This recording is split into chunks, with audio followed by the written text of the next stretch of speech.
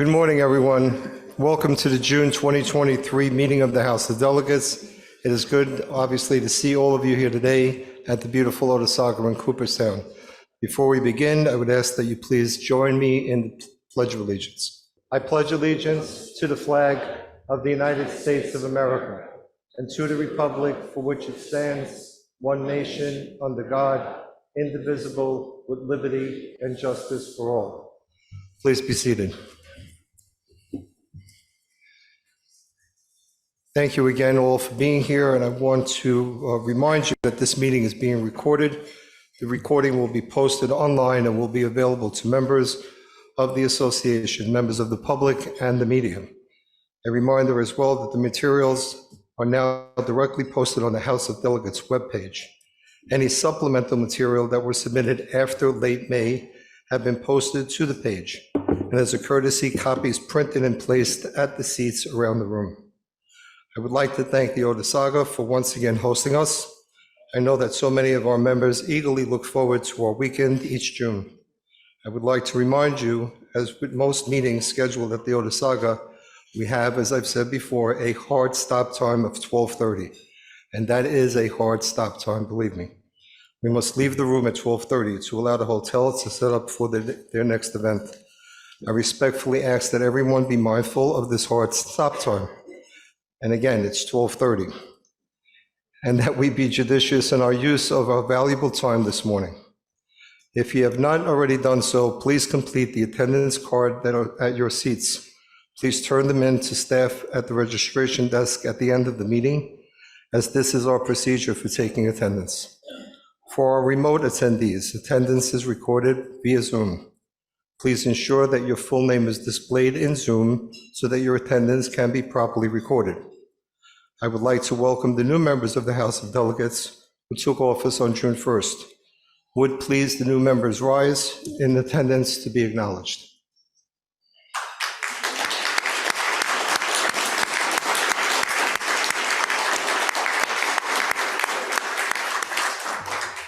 Thank you again for being here and for your dedication to the association.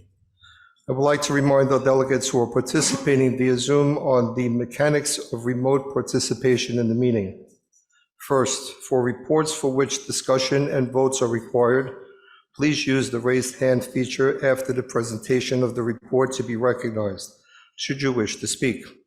Second, after the discussion is completed, you will be asked to complete a poll that will appear on your Zoom screen. You will select A or Nay or Abstain, then click Submit. You will have 10 seconds to vote. The vote results will be displayed on your screen.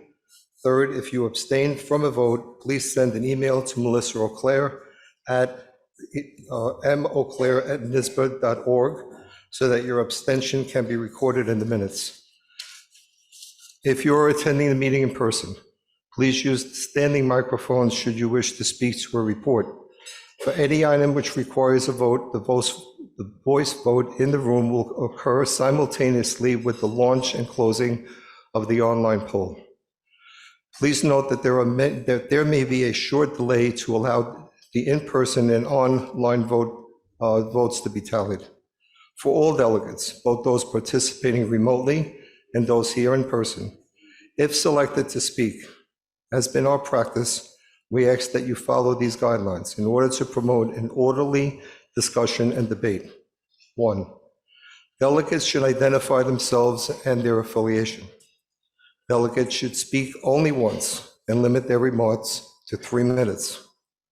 I have a clock here. I'm going to keep everyone to 3 minutes. Questions should be directed to me as the chair of the House. Delegates should refrain from procedural motions until substantive discussion is completed. In this regard, a delegate may rise to speak to the motion on the floor and advise me that he or she intends to make a procedural motion at the appropriate time. I will recognize you to make that motion. Trusting that there are no questions, we will now proceed with the meeting.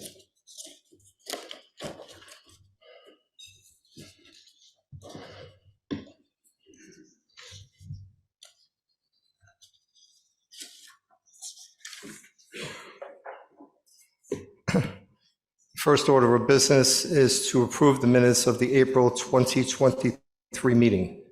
Do I have a motion to approve the minutes? Second. All those in favor, please indicate by saying aye. Aye. All those opposed by indicating by saying nay. Are there any abstentions? Motion passes unanimously.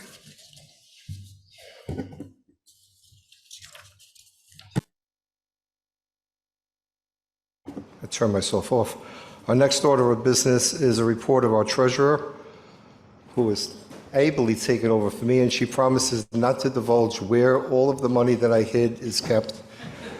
Our newly installed treasurer, Susan Harper. Susan. Thank you very much, Domenick. I appreciate it. It's a pleasure to be here with you to deliver my first financial report as your new New York State Bar Treasurer. I have big shoes to fill following Domenick. Today, I will report on the results of the operations for the 4 months ending April 2023. In addition, I will comment on a few other income streams that aren't normally detailed in the Treasurer's presentation. As New York State Bar is always consistently looking to improve, I will briefly touch upon the new publication forms that are in the works, as well as the new membership subscription model, which you'll be hearing more about later on, but I'm just going to touch upon it.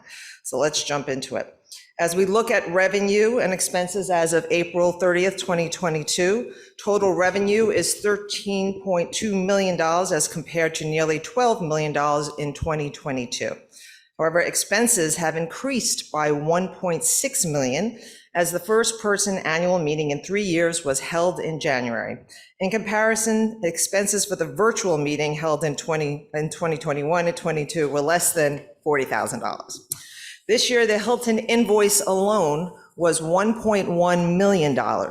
Looking at the bottom line for both years, 2023 and 2022, the operating surplus as of April 30th, 2022 is about $306,000 less than the prior year. I want to take this opportunity now to review what makes up the reported revenue of $13.2 million. This slide 4, this slide details overall revenue by stream as of April 30th for the past 5 years. The percentage listed represents what the segment makes against total income. As expected, the most significant 3 sources of revenues are dues, CLE, and royalties received from our sponsored insurance program, USI Infinity. Membership dues, which includes both basic and section dues, have ranged from 64% in 2020 to 80% in 2022. However, CLE revenue as a percentage of total ranged from 6% in 2022 to 10% in 2020. This shows how important both revenue streams are to our association. Unfortunately, membership dues continue to decline. New York State Bar's dues show a decline of 3.7% from last year, while sections are showing a decline of 2.76%. The membership committee and staff are gathering data on what could be some of the root causes. The committee will report later in the day, and I think everyone will find the presentation informative and give us some things to think about moving forward. In the past, the Treasurer's report has reported on the value of our invested assets. This slide includes the interest and dividend and income received through April 30th of each of the 5 years. The Cromwell and long-term reserve funds are board designated funds to be used for specific purpose as determined by the board. These funds are similarly invested in equities and fixed income. You can see that income decreased beginning in 2020, no doubt about that, and started to rebound towards the end of 2021 into 2023. Investment income in the long-term reserve fund is wholly reinvested, and while we receive quarterly payouts of the investment income generated in the Cromwell Fund, the general fund, which includes the operating account and section account, is invested fully in fixed income. Fixed income lost some value in 2022, but has turned around in 2023. Now we're going to move on to CLE revenue. CLE revenue consists of income derived from live programs, webinars, recorded online programs purchased after the original presentation date, and the All Access Pass, which allows members to pay one price for a year of CLE. As you can see, revenue through April has been up and down throughout the pandemic years. Additionally, programs from April 2020 and 2022 were all virtual. In 2023, however, the department was able to produce the 18th International Estate Planning Conference as an in-person program. Although this conference was done virtually in 2020 through 2022, the fees charged for the live program in 2023 were a great deal more than the virtual programs, resulting in a very large increase in revenue for 2023. Like CLE, the annual meeting was virtually held in 2021 and 2022, resulting in reduced participation, registration fees, and sponsorship. However, attendance in 2023, the first live meeting in 3 years, participation was still substantially less than in 2019 and 2022. So now we're going to talk about the new business models on the next slide, which we'll also be discussing further later on today. As I mentioned at the beginning of my report, we are in the process of automating our legal forms to sell to our members and others. On December 31st, 2022, our contract with LexisNexis for automated forms using HotDocs software terminated because New York State Bar and LexisNexis was unable to agree upon terms of a renewal contract. The termination of that agreement resulted in a loss of revenue this year of approximately $760,000. This was not anticipated during our budget cycle, and we will now have a gap. However, as New York State Bar is always looking for opportunities to make a better deal, the termination of the contract also presents an opportunity for the New York State Bar to automate and sell our own forms going forward. So New York State Bar will be working with Clio to automate and launch the surrogates forms in late 2023. Currently, the staff is working overtime to automate other forms.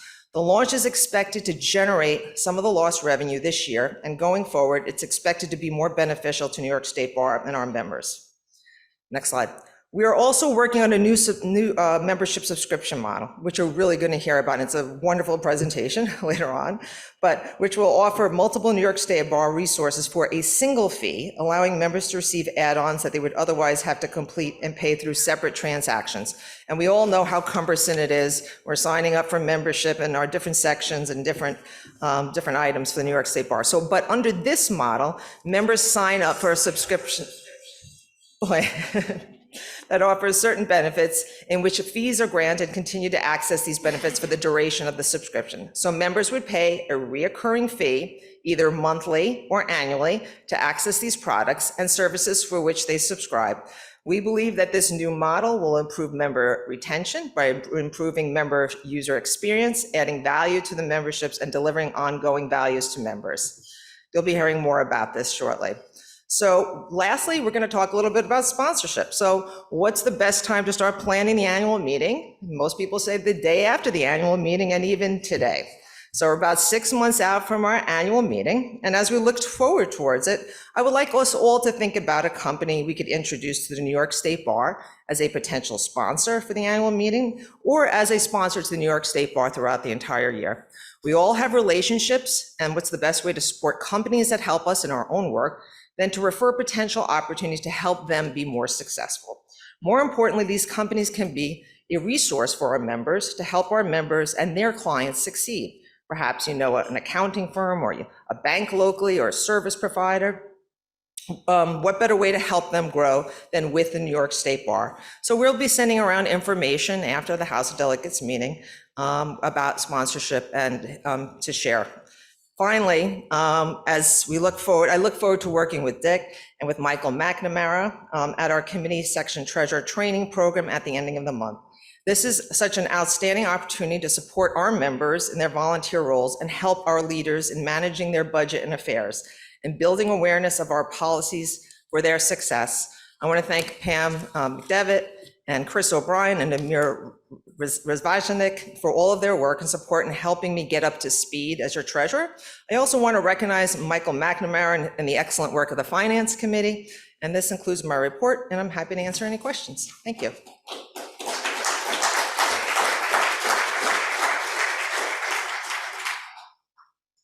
Does anyone have any questions for Susan? Seeing none, Susan, thank you so much.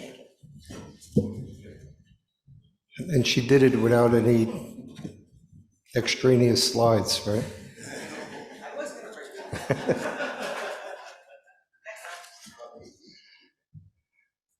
It is now my distinct privilege and honor to call to the podium Judge Garry and Dick's family for Dick's installation and swearing in as our president, 126th president of the association. Since this is the final House meeting of the association, Mr. Lewis will formally take the oath of office as president. Again, I've recognized Judge Elizabeth Garry, who's the presiding judge of the Appellate Division, 3rd Department, who will administer the oath to President Lewis.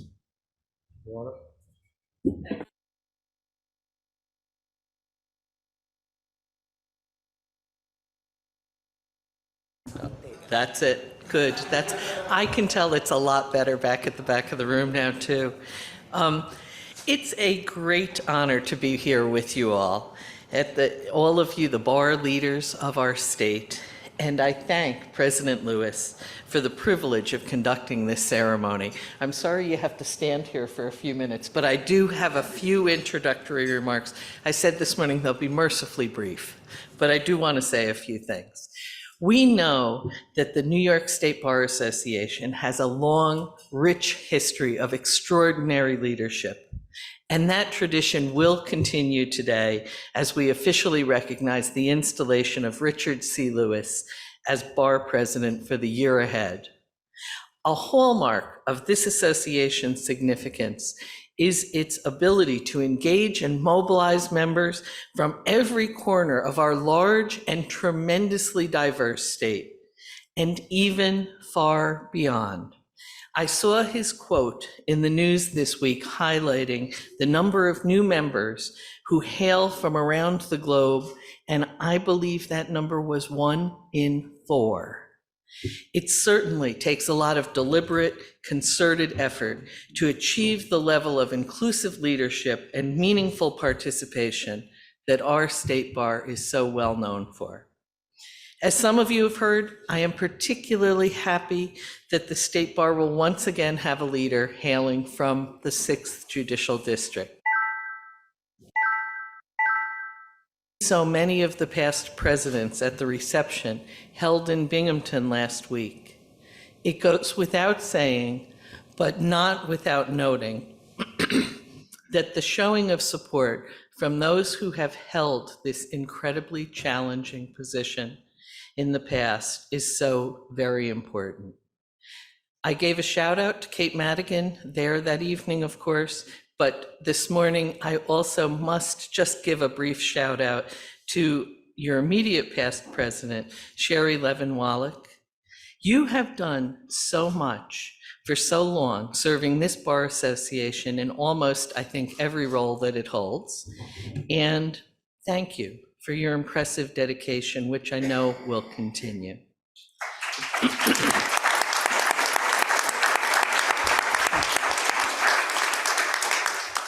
As Dick Lewis takes the helm, we know that he will carry this work forward and that he will call upon colleagues throughout the state and beyond to make their voices heard and help him to marshal the influence of this association for the benefit of our profession and the public we all serve. We know that he will do that because he has such a well-demonstrated history of commitment. For more than 20 years, Dick has served the legal profession and this association in particular, serving in various leadership roles in the House of Delegates and the Executive Committee, as well as the Committee on Professional Discipline, the Nominating Committee, and the Local and State Government Law section. He has the perspective to draw a special focus on smaller firm practitioners, so vital in our state, and those living and serving in rural communities, dear to my own heart, and where we know that people are facing an outright crisis in obtaining legal services and getting legal representation for all matters. Beyond that, we know that he will keep his sights on the big picture issues facing all attorneys in communities across our state and beyond. And all of this while always emphasizing the vital and mutually beneficial collaborative relationship between bench, and bar. It bears noting that this is a particularly exciting time to be nurturing that relationship at the start of a new administration in our court leadership. And that includes our brand new DCAJ, well known to you, Judge Murphy, who's here in attendance this morning.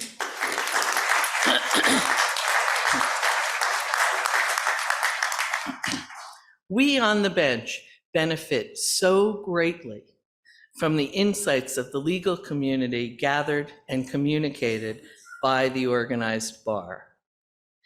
I see that at every single meeting of the administrative board of the courts. As court administrators, we simply cannot do our work effectively without the guidance, the practical understanding that is based on the experience of attorneys doing the work in our legal system, in our court system, day in and day out. We know that Dick Lewis has been at the forefront of some of these important conversations, and I look forward to working with him in the year ahead. This is, in many ways, for many reasons, a critical moment, and we know that Dick is up to the task. And with those weighty words, it is now my honor and privilege to administer the oath of office to our new president of the New York State Bar Association, Richard C. Lewis, accompanied by his wife, Lori, and daughters, Emily and Anna. Mr. Lewis. Thank you, Judge. If you will raise your right hand. Okay, now you would like me, thank you, is that good? Okay. I do solemnly affirm I do solemnly affirm that I will support the Constitution of the United States I will support the Constitution of the United States and the Constitution of the State of New York, and the Constitution of the State of New York, and that I will faithfully discharge and that I will faithfully discharge the duties of the office the duties of the office of President of the New York State Bar Association President of the New York State Bar Association in accordance with the association bylaws in accordance with the association bylaws to the best of my ability. to the best of my ability. Congratulations.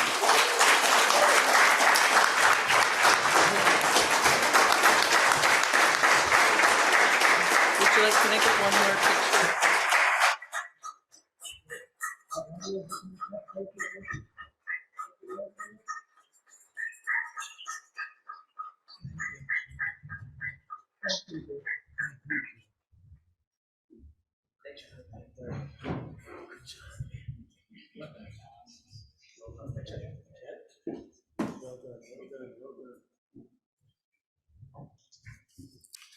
Well, thank you.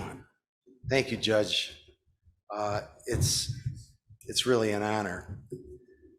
So it's wonderful to be back in Cooperstown, even though it may be for the last time. We have a lot of memories here. And as an upstater, and this being only about 80 miles from where Kate and I drive up from, we appreciate all of you who have to drive up from much lengthier or much further places away. I really enjoy coming here, except for that damn fire pit, which always seems to make me stay out a little too late. Standing here as the 126th president is certainly the highest honor of my professional career. Hoping that my presidency of the Broome County Bar Association, my participation in numerous committees and leadership in numerous committees has prepared me to take on this responsibility. I want to thank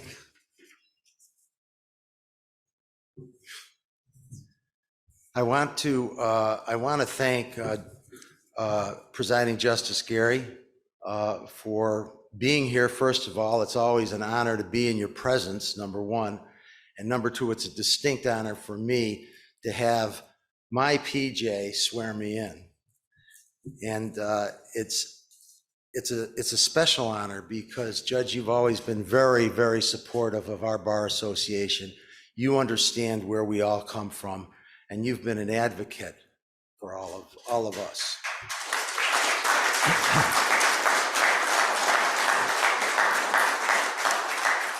I certainly want to take a moment to acknowledge my predecessor, Sherry Levin-Wallach, for her outstanding leadership, her guidance, and her many accomplishments during the past 12 months. I think that she has displayed energy beyond what anyone could have ever imagined, and the things that she has done have been so varied and so ambitious, and we owe her a great debt of gratitude.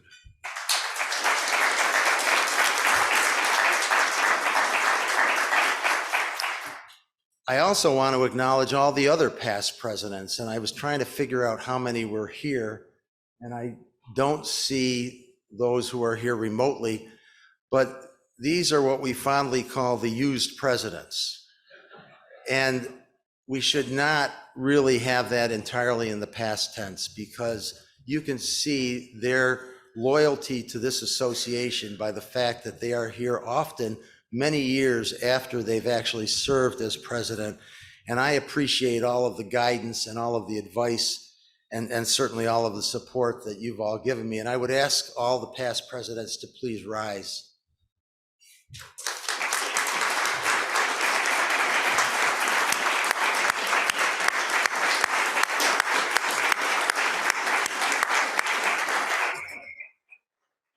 You know, they could be playing golf or they could be doing something else, but they've taken this association so seriously, and they're still here today.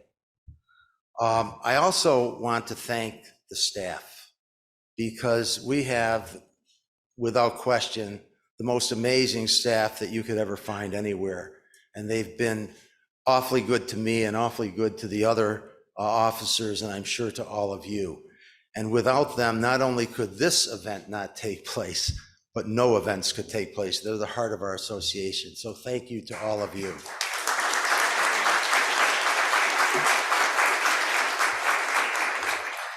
And lastly, but certainly not least, I want to thank my family. My wife and daughters have both come in, and they are being forced to sit here and listen to me speak. And I appreciate your patience, and I really appreciate your support.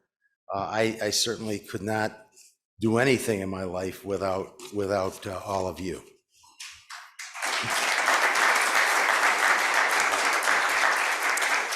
And now I'd really like to introduce our leadership team for the coming year. And it starts, of course, with my good friend, President-elect Domenick Napoletano.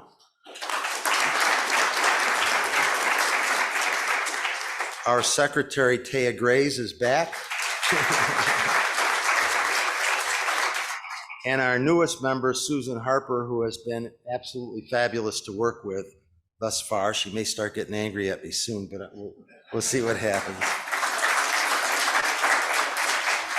And of course, Sherry Levin-Wallach, who is our immediate past president.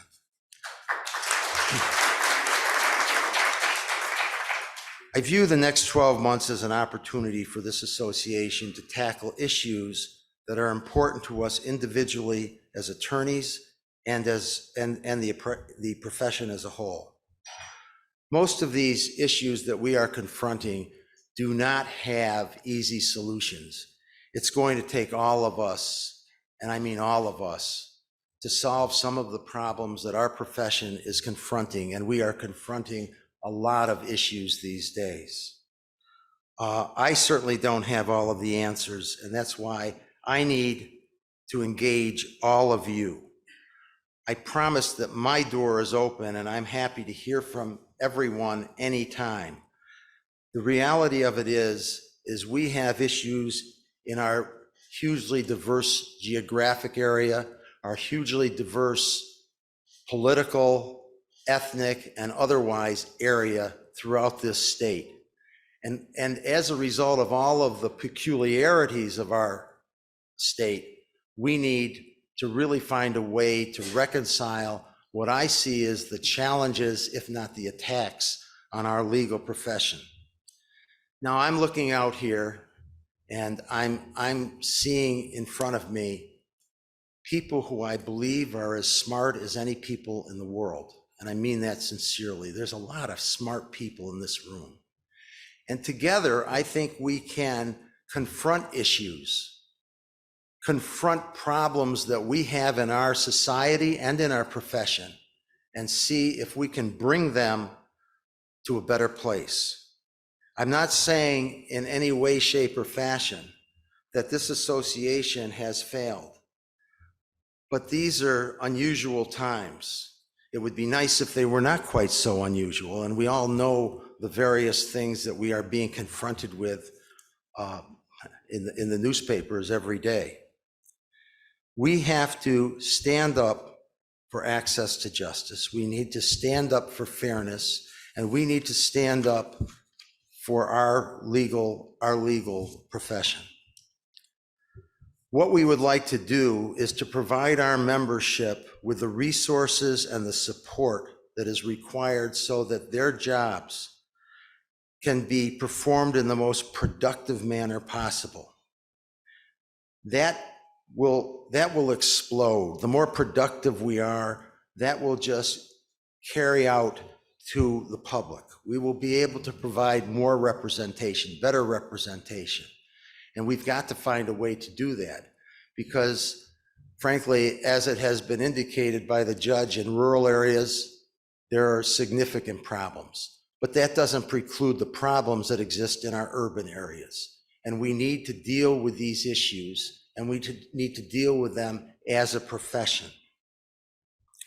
And again, we need to have the input of every member of this organization, and we need to grow this organization so that we can have even greater input and greater cooperation.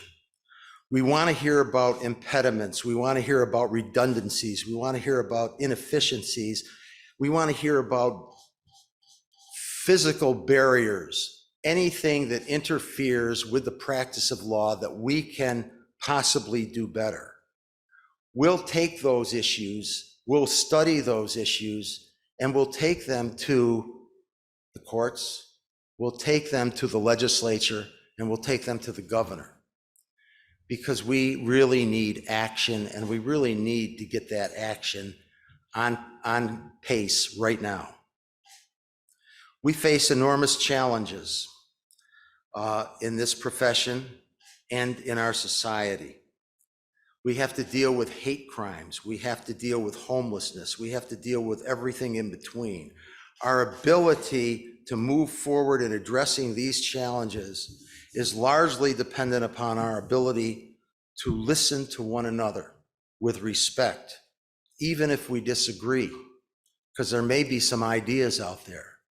And perhaps it's most important to listen to the people that we do disagree with. They can teach us things. To begin that discourse, I'm launching 3 task forces: homelessness and the law, medical aid and dying, and anti-Semitic and anti-Asian hate task forces. The task force on anti-Semitic and anti-Asian hate is a response to the significant increases in hate crimes that have targeted Asians and Jews in New York and in the nation and in the world. What's going on is disgusting, and we need to have our voice heard, and we need to have our voice be constructive, and we need to do it now. The issue of homelessness is one that we're all very familiar with. We recently read a horrible story about the killing of a homeless man, and I'm not trying to make any kind of judgment with regard to what the facts were there. I don't know. But it's symptomatic of a greater disorder. We all walk down the street and avert our eyes from time to time. We look the other way. We're too busy, or they're dirty, or whatever it is. Well, it's time to change that. It's time to look at them and look at what their plight is. And when we do that, we're going to see that we're dealing with huge issues that confront our society.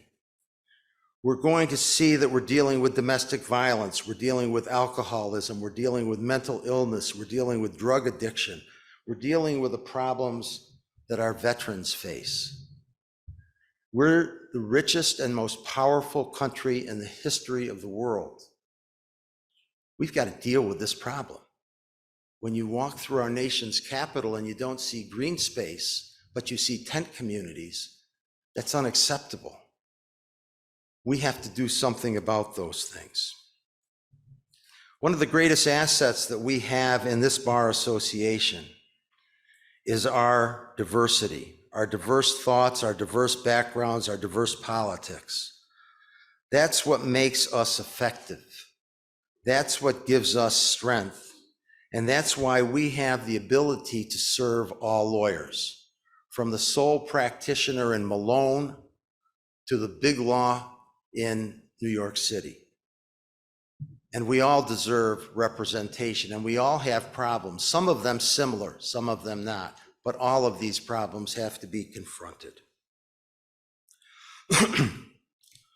We have access to the decision makers. Our government relations committee has been incredible. If you look at the legislative season this year, and you look at the number of different bills that the New York State Bar Association has been lobbying for, has been involved with, has been talking to our legislators and our governor almost on a full-time basis, you'll be amazed. You'll be amazed at what we have accomplished, and you'll be amazed at how much better things can be for this society. Small steps in many respects, but nevertheless, that's what we have to do, is to make progress. We can do better. But make no mistake about it, even though we can do better, we're doing pretty good. I don't know why we don't have an overflow crowd in this room. I don't know why there are so many lawyers who are not members of this bar. We have to look at that, and we have to let them know that we are the largest and the largest voluntary bar and the most powerful association of lawyers in the world. And what we really have to do is have them join us, have new members join us, and take a stand for our profession. One of the things that I learned as a young lawyer is that being a lawyer is hard work, and I think that we would get universal buy-in to that. And what I would tell you is that we don't have to make it harder. What we really need to do is we need to find ways to expedite our ability to give services. We need to find a way that we can give services to our clients and increase access to justice, which has gotten to be sort of a coined word, but it means something. We need to give access to justice to everybody, to the homeless person on the street, to the millionaire in the penthouse. Everybody needs to be represented. And as lawyers, we need to do what we have to do to get that done. And one of the ways that this association can help is hopefully by taking our problems before the legislature, the OCA, et cetera, and getting their buy-in. We need a more efficient court system, especially after the pandemic. We need to find a way that the bench and the bar can work together. And we're very lucky because we have Judge Garry, who sits on the conference and has always been, as I said earlier, a huge supporter of the bar. We now have Jim Murphy, who has now risen to a position of great influence, and certainly there is no better guy for the job. we're lucky that we have these two people who are, by the way, care enough about this association to be sitting here today. They're our advocates. They're people who will listen to us. They're people who understand the problems of the people in the trenches. They're not just sitting up there in some hallowed ground and thinking, what am I going to have for lunch? What they're doing is they're worrying about our profession, and they're helping us with the things that we have to deal with.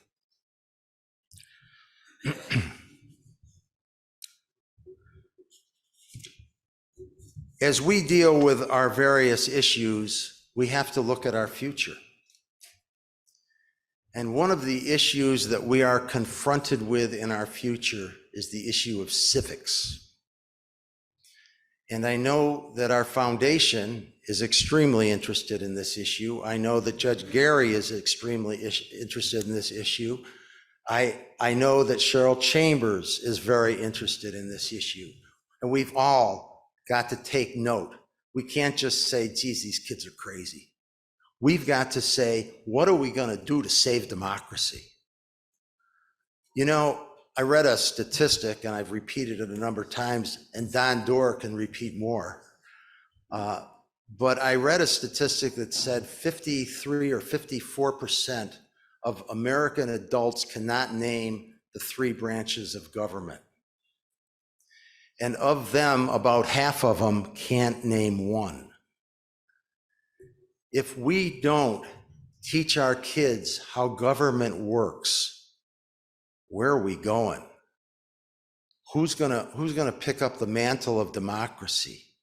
Who's gonna keep our country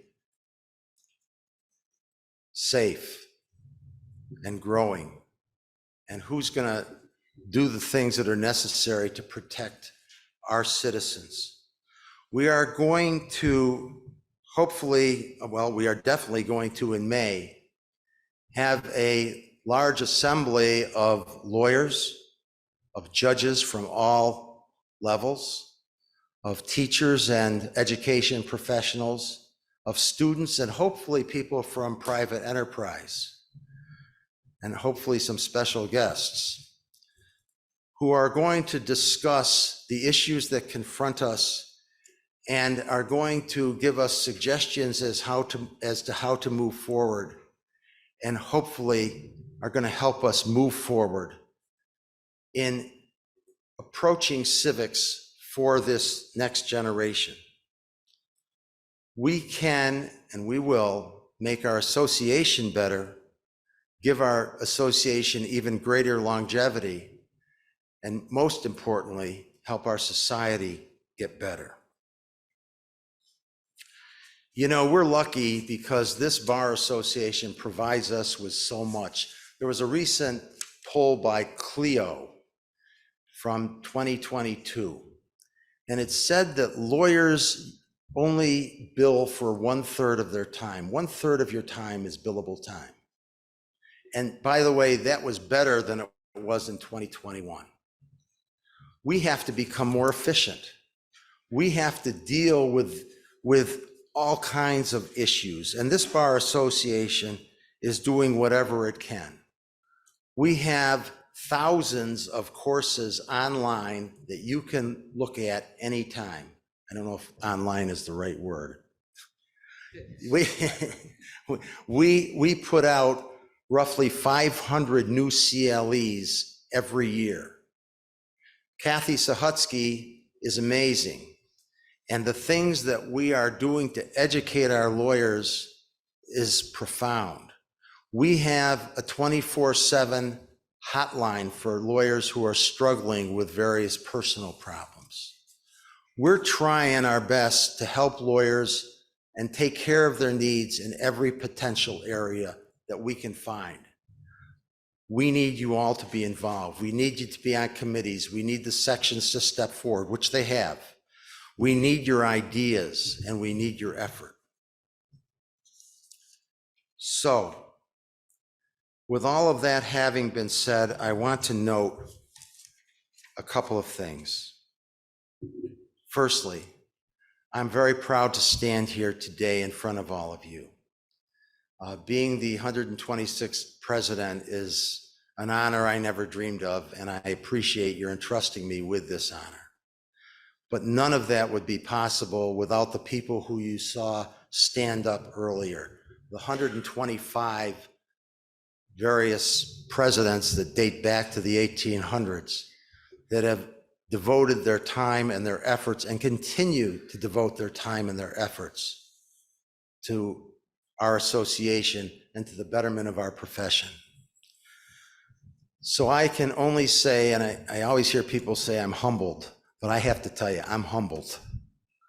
Because to be in the presence of these leaders, to be in the same breath as these leaders is an incredible honor. And I promise you that I'll do my best to live up to their high standards and the high standards of this association. Thank you.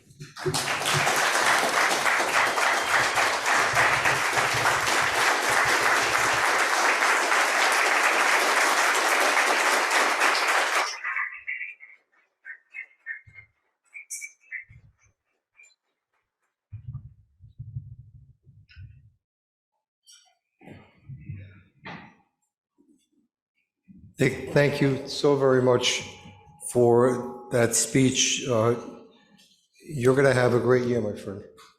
I know you will. The next report on our agenda is the approval of the report and recommendations on the Task Force of Modernization of Criminal Practice. Report will be presented by the Task Force co-chairs, Catherine Christian and Andy Kosner. Could the presenters please come up? At its meeting yesterday of the Executive Committee, the vote to approve the report as presented was unanimous.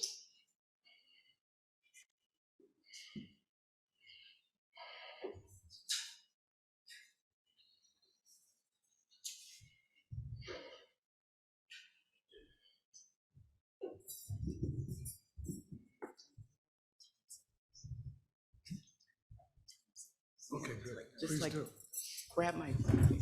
Okay. Good morning. Okay. So I am Catherine Christian. This is Andrew Kossover. So last June, President Levin Wallach appointed Andy and I to chair the Modernization Criminal Practice Task Force and appointed the members. And 1 year later, we have completed our work. And we were very honored to have been a part of this task force, who have co-chaired it. We thank Shea, we thank Tom Richards. I think it's important that I tell this body that this task force was composed of members who are all, each and every one, criminal law practitioners. They are either criminal defense attorneys, current or former prosecutors, current or former members of the judiciary. We had the elected DA of Monroe County, the elected DA of Orleans County, the elected DA of Ulster County. We had the executive in charge of the Legal Aid Society of Suffolk County, the executive director of the Assigned Counsel Plan of Onondaga County. I'm not going to list them all because I'll use the minutes, but that you sort of get the gist.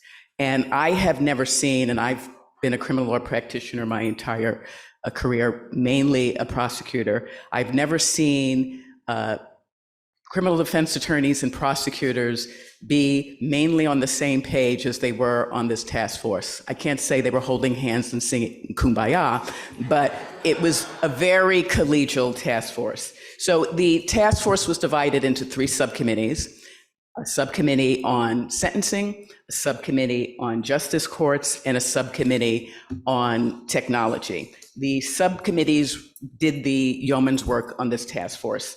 The Justice Courts Subcommittee was co-chaired by Greg LaBelle. Greg is the former public defender for Greene County. He's currently in private practice. And Sandra Dorley. Sandra Dorley is the current elected district attorney of Monroe County. Our sentencing subcommittee was co-chaired by the Honorable Barry Kamins. Many of you know him. Criminal law practitioners know him as the Dean of Search and Seizure Law, expert on sentencing. Kathleen Cassidy, also known as Kate, is a partner, white collar defense partner and litigation partner at Marvillo Abramowitz. Our Technology Task Force was co-chaired by Young-Mi Lee. Young-Mi is the current president of the New York State Association of Defense Lawyers. She's also a litigation director at Brooklyn Defender Services. And Ronald Hedges. Ronald is the current co-chair of our Committee on Technology in the Legal Profession. So you can see by who our co-chairs were, the substantive knowledge. Everyone, these issues were in their wheelhouse. Andy and I are going to divide this up. Andy's going to talk about our justice court's recommendations and also vehicle and traffic law recommendations at the end.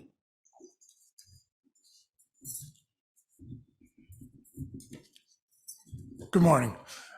I also just, before I begin, want to thank immediate past President Sherry Levin-Wallach for the honor of this appointment, and our brand new President Lewis for his support in the time that he has worked with the task force.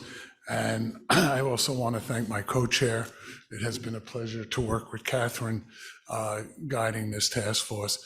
And a special acknowledgement should go out to, as President Lewis said earlier, our staff, especially Tom Richards, without whose help we wouldn't have been able to get us through herding all these cats that Catherine told you about. So you've got our report. I'm going to, the area where there was a little bit of pushback was the recommendations of the task force on village and town courts, justice courts. However, I would start by just telling you that our task force recommendations when it comes to justice courts simply, in some ways, reaffirms the state bar policy for the past few decades. And specifically, as you see on the PowerPoint, it has been the state bar's position that all town and village court magistrates should be attorneys with 5 years experience. Some of you know that there was a bill that was passed by the Senate last week. It died in the Assembly Judiciary Committee yesterday, I think, did not come to a floor vote, but that was requiring in the 50 busiest town and village courts that mandate that attorneys sit as magistrates. It also, and I understand this, and it's a concession that is understandable, that any sitting lay judges would be grandfathered and be permitted to run for office in the future. So we'll see what happens in the next legislative session with that, but it is the recommendation of the task force that all justices are attorneys.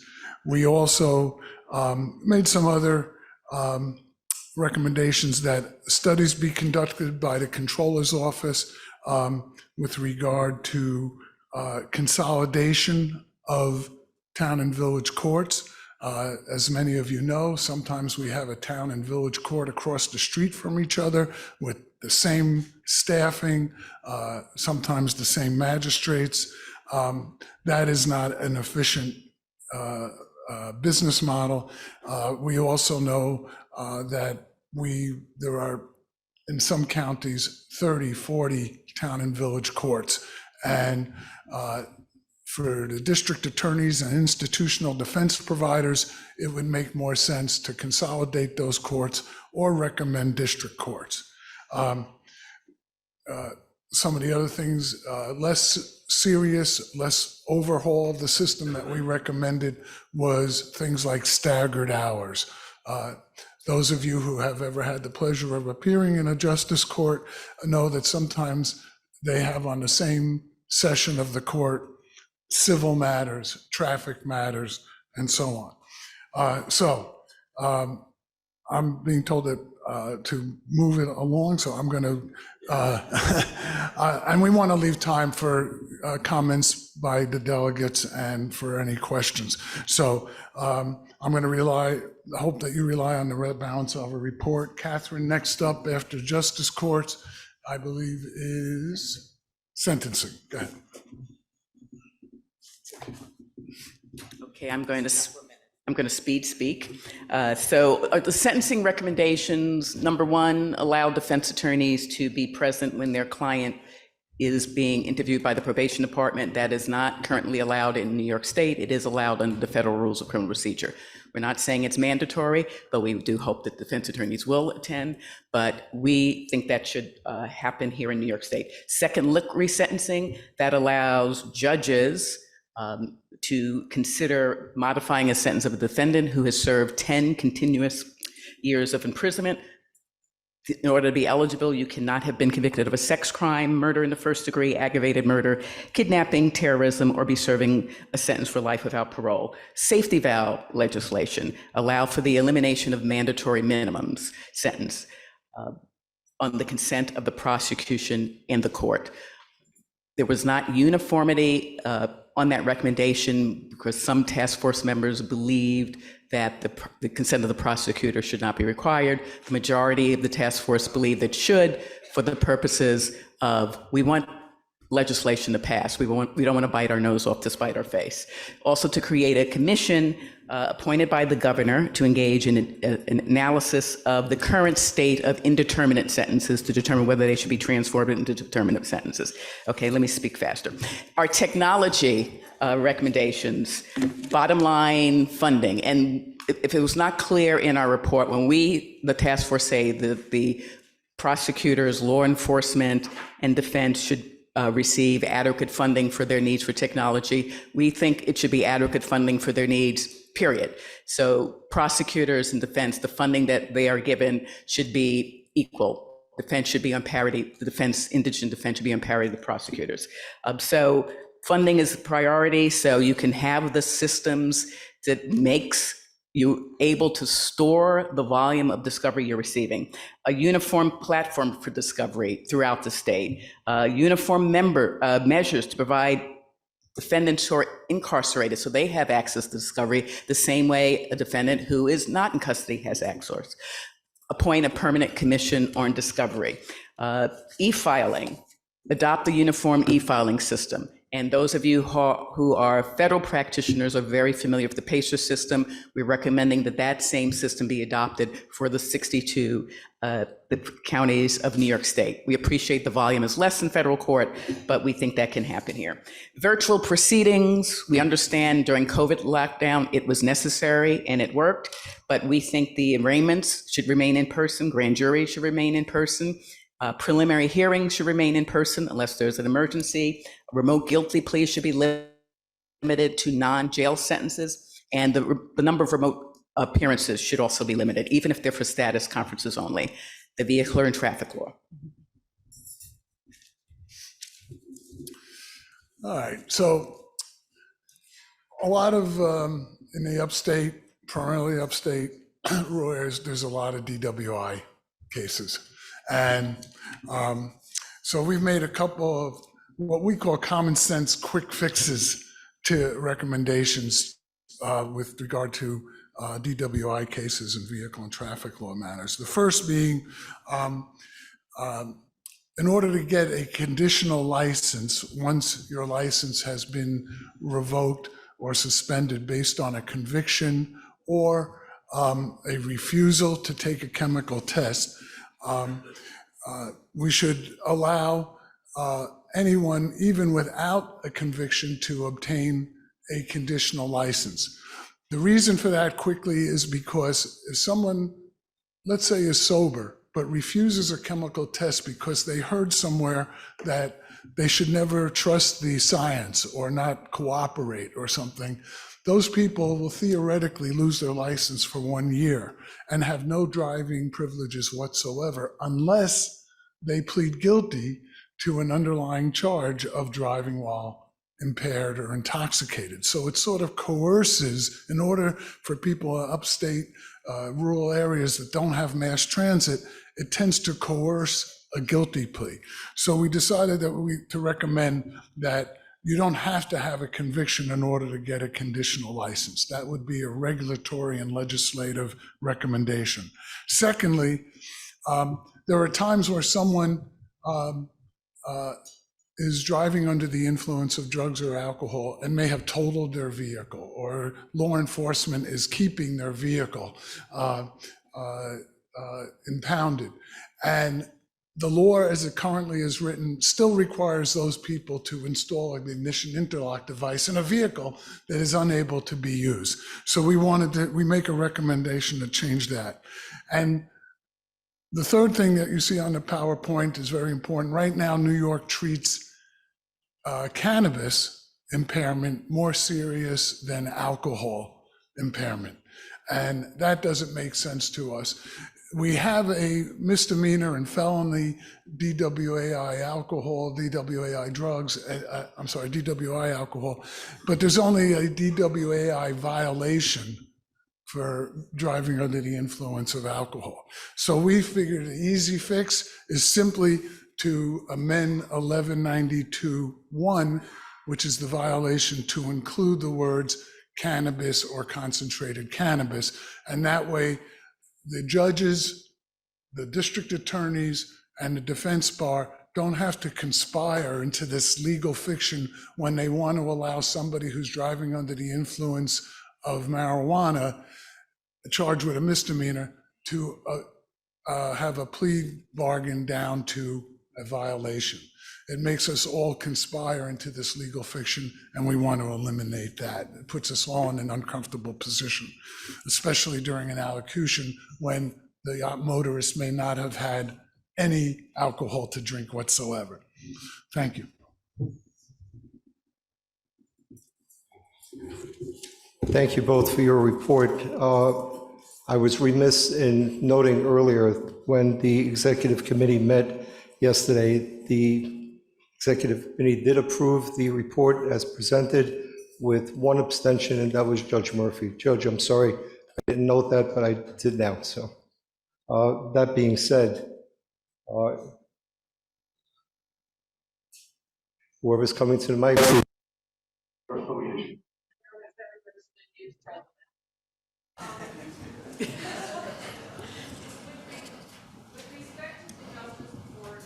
Recommendations. It has been the position of this bar, not only that we have lawyer judges in town and village courts, but that no one be sentenced to jail by a non-lawyer judge. And I fear that the grandfathering of non-lawyer judges does nothing to advance that.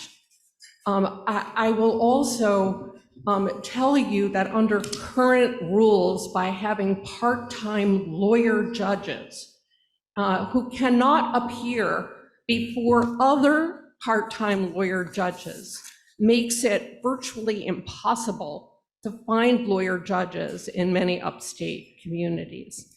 And I would have liked to have seen the report go further in perhaps leaving in place simple traffic violations in town and village courts, but removing all other criminal proceedings from them and sending them either directly to the county court or establishing a district court for them. Thank you.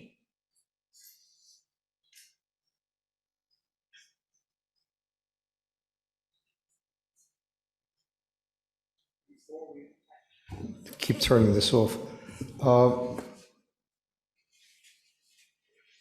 Before we have discussion, we need a motion to approve the report. May I? Now discussion. Now we can have discussion. I'm going to the people online after we take one in person. So the next person that will speak is Judge Jonah Tribers. Your Honor.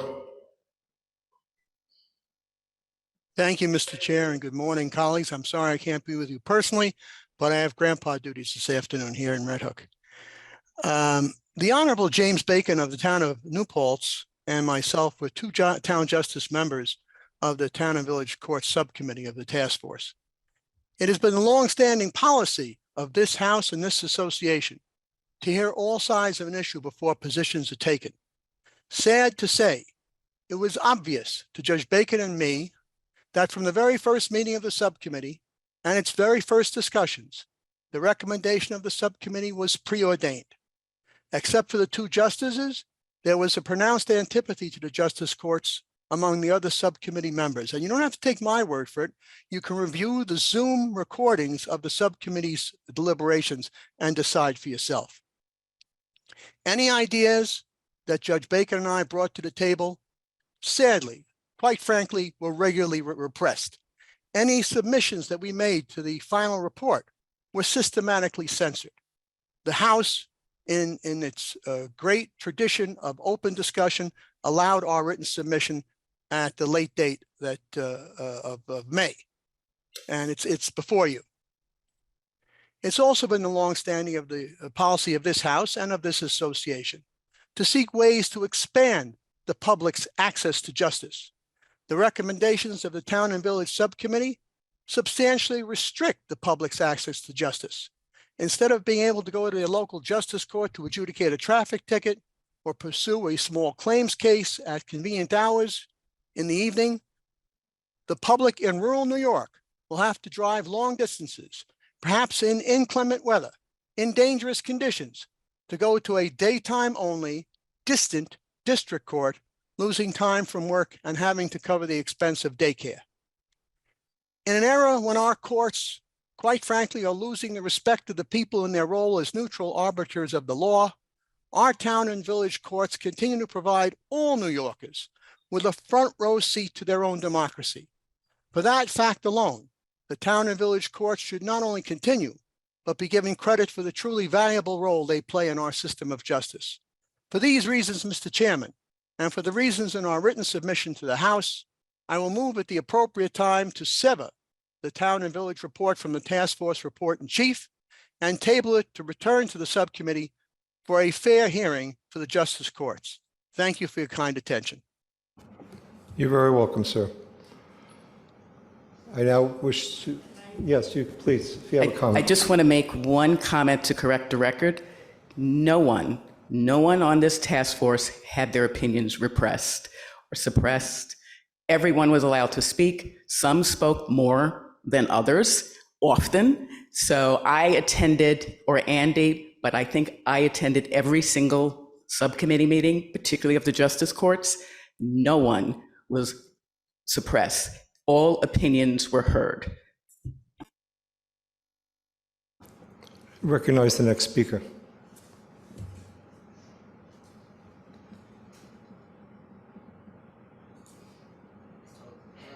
Microphone, I think it's on now. Okay. Sherry Levin-Wallach, immediate past president. Thank you. I want to first thank Catherine, Nancy, and all the members of the task force for this outstanding report and their outstanding work.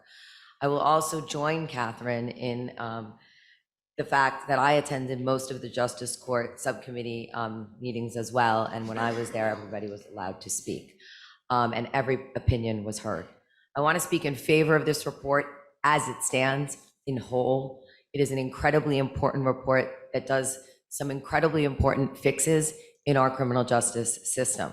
In particular, for those of you who don't know, the justice court system has been an issue before this House before in a report by a task force or committee that I appointed in 2019, in which we also recommended just that there be district courts and consolidation CAFA courts, which are off-hour arraignment courts, and that is the policy of this association, and that was approved. It has been the long-time policy of this association that magistrate judges be attorneys, and I stand in favor of that and maintaining that policy. I want to take a moment to address the justice court consolidation. I hail from Westchester County. We have 35 justice courts, 6 cities, and 6 county court parts.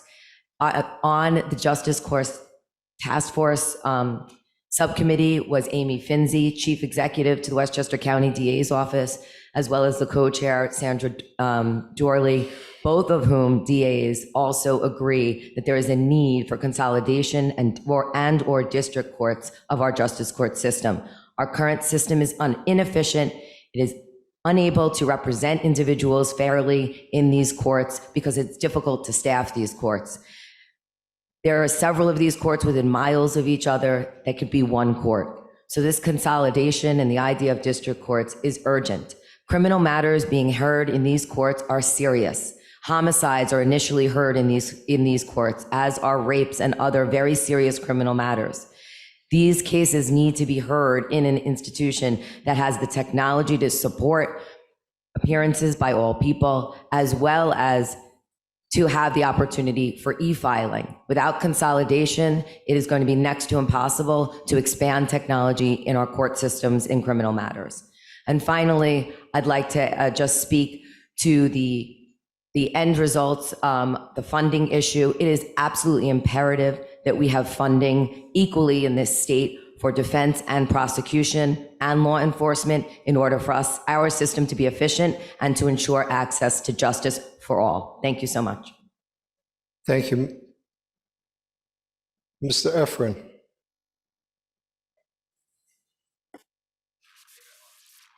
No? All right. Number one, which is not easy. All right. In support of an elected delegate from the 8th Judicial District. I don't know why this is on and off, but perhaps Drew can help. He knows better than I. It wasn't me. It was my equipment. Thank you. And again, I am a member of this task force. I practice in as upstate New York as you can get, and that is in Western New York. In my particular jurisdiction, we have something like 20 town and village courts.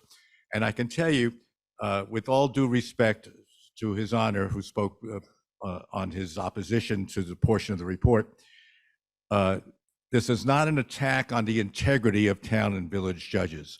Most of the judges that I appear before have a good heart, want to do the right thing, but under today's rules, regulations, bail, discovery, and everything else, they are simply not equipped to handle the complex criminal justice system that they are expected to master without the formal education necessary to acquire a license. There were some things that surprised me that I was unaware of. For example, a quick fix. Seymour James was the author of this portion of the report, and that is the right of a defense lawyer to be present during a pre-sentence interview.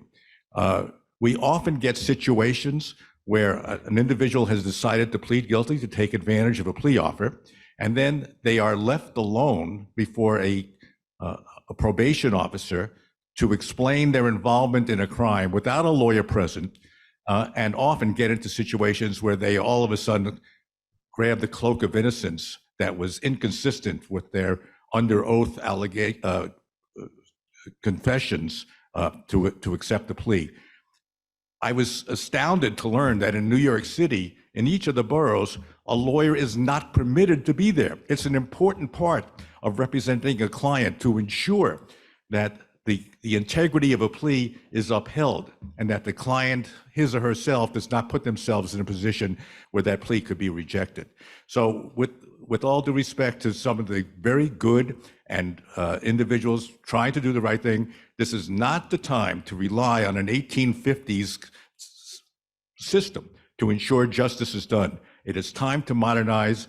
This is consistent with bar policy, and that's the most important thing. We've already discussed this many times, and the answer is it is time to enter the 21st century and not go back to the 18th. Thank you for your consideration. Please approve this report. Thank you, Mr. Efron. The next speaker, please, if you can identify yourself and your affiliation.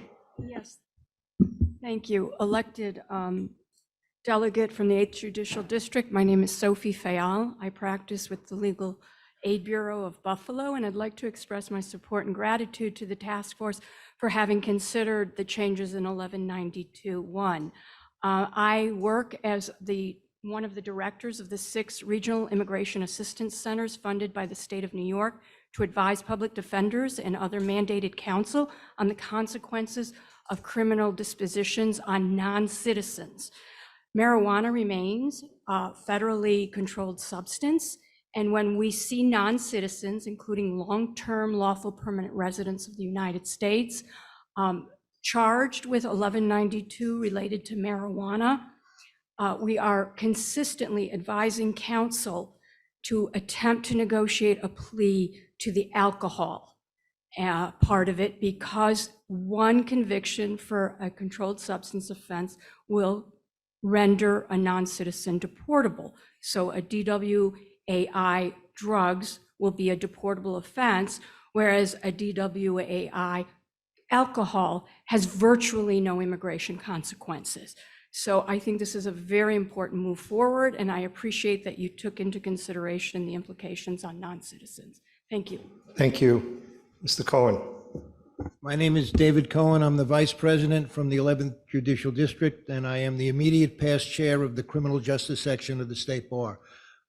First of all, I'd like to commend past President Sherry Wallach for forming this task force, who's also a past chair of the Criminal Justice Section. And I would also congratulate Andy and Catherine on a job well done. I was the Executive Committee liaison. I attended many of their meetings, and everyone worked very hard and dedicated. And I know President Lewis said that we only bill for 1/3 of the hours, and many of those reasons are we're on these task forces. And we spend time on these Zoom meetings. So, but seriously. And there's more to come. But in all seriousness, this report, it was very practically put together with an eye towards achieving results rather than having pie in the sky objectives. We need adequate funding for all participants in the criminal justice system on both sides. We need to have a policy that our leadership can go in and advocate for money that is adequate to meet the needs of both the defense and the prosecution, and that's very important. I would urge everyone, and I respect Jonah Tribblewise very well, but it's our policy. We need to have lawyers. Mr. Effman said it better than I, and I'm not going to repeat it. But it's very important that this report be passed, and I urge that this House adopt it. Thank you. Thank you, Mr. Cohen. I'm going to take one more speaker. Jessica Parker, who's online, is recognized.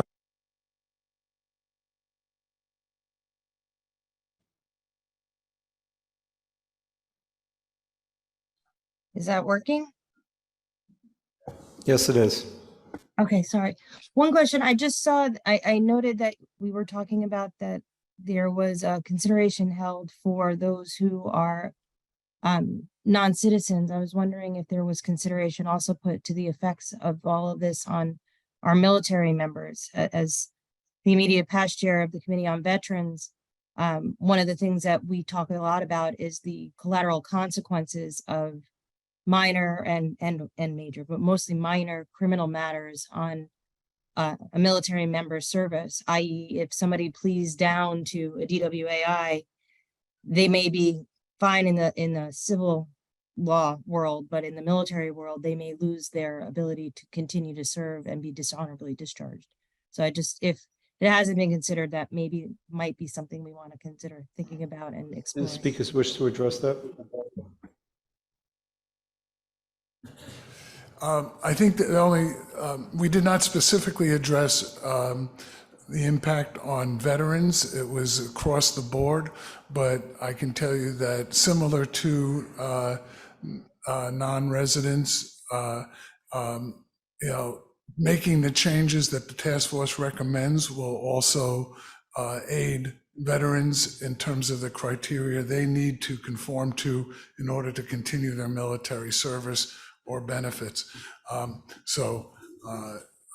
With that said, I think that there are other task forces addressing veterans' rights and military personnel, and I know that there are even some recommendations with regard to that on today's agenda under other reports. So, thank you. Thank you. Do I have a motion to approve the report? We already did it. We have a second as well. Am I correct? I believe so. We will now take a vote. For the delegates participating remotely, the poll window will be open and displayed in your Zoom. Please select either A or nay or abstain, and then select submit to submit your vote. The poll will remain open for 15 seconds. For those in the room, all those in favor, please respond by saying A. Aye. Nay. Are there any abstentions? Judge Murphy abstains. Thank you, sir. The poll is now closed. The results will be displayed on your screen.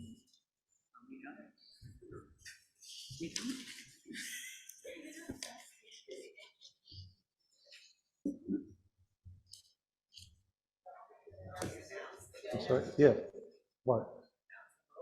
I didn't see it.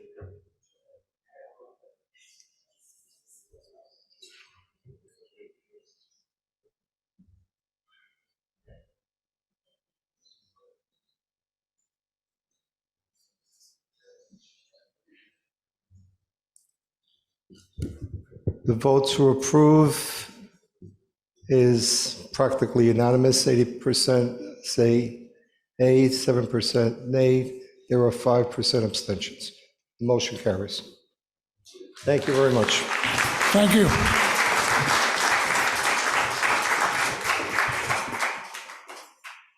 Next report is the report and recommendation of the Task Force on Post-Pandemic Futures of the Profession. Our speakers are Mr. John Gross and Mr. Mark Berman. Can you please approach the podium, gentlemen, and present your report? At yesterday's meeting of the Executive Committee, the report was introduced as an informational report. There will be no vote taken on this report. Gentlemen, whenever you're ready.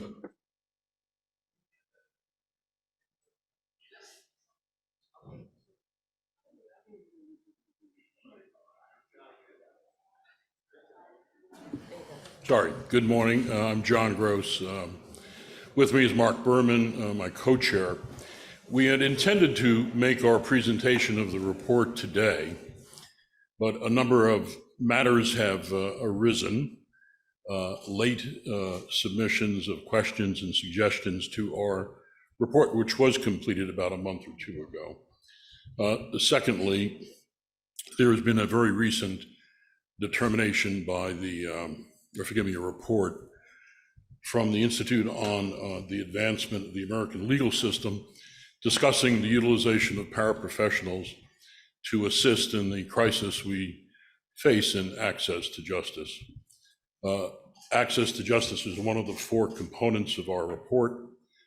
We also have a section on attorney-client relations, law students, and new attorneys. Along with technology. Because of this report and some of the issues we raised, we do need additional time. So this is going to be adjourned for the actual presentation until November. Mark, do you want to cover the technology issues? Yes, one of the working groups of the report is technology and its use in the legal profession. And we all have listened in the last 2 to 3 weeks on the Southern District case dealing with artificial intelligence. And we feel that the report would be better served by where we go back and add some comments and sections on the use of artificial intelligence in the future of the legal profession, and discussing somewhat the metaverse as well as cryptocurrencies. So in the revised report that should come out in a couple months in anticipation for the November meeting, we'll probably have a more detailed and robust section on artificial intelligence. So given the decisions of Judge Castell and what's going on in the Southern District, we feel since this report is about the future of the legal profession, it's only appropriate that we add in language and recommendations and express issues relating to these technology issues. So in addition to the access to justice point, the technology we really have to take that seriously and give advice and guidance to the bar, because it is about the future. So in closing, we'll see you in November with a full report, but we would in the interim invite you to take a look at our preliminary report, which is accessible through State Bar, in particular Tom Richards, who's been absolutely spectacular support from the association. So that's our quick report, and on to your other business. Thank you. Thank you, gentlemen, very much.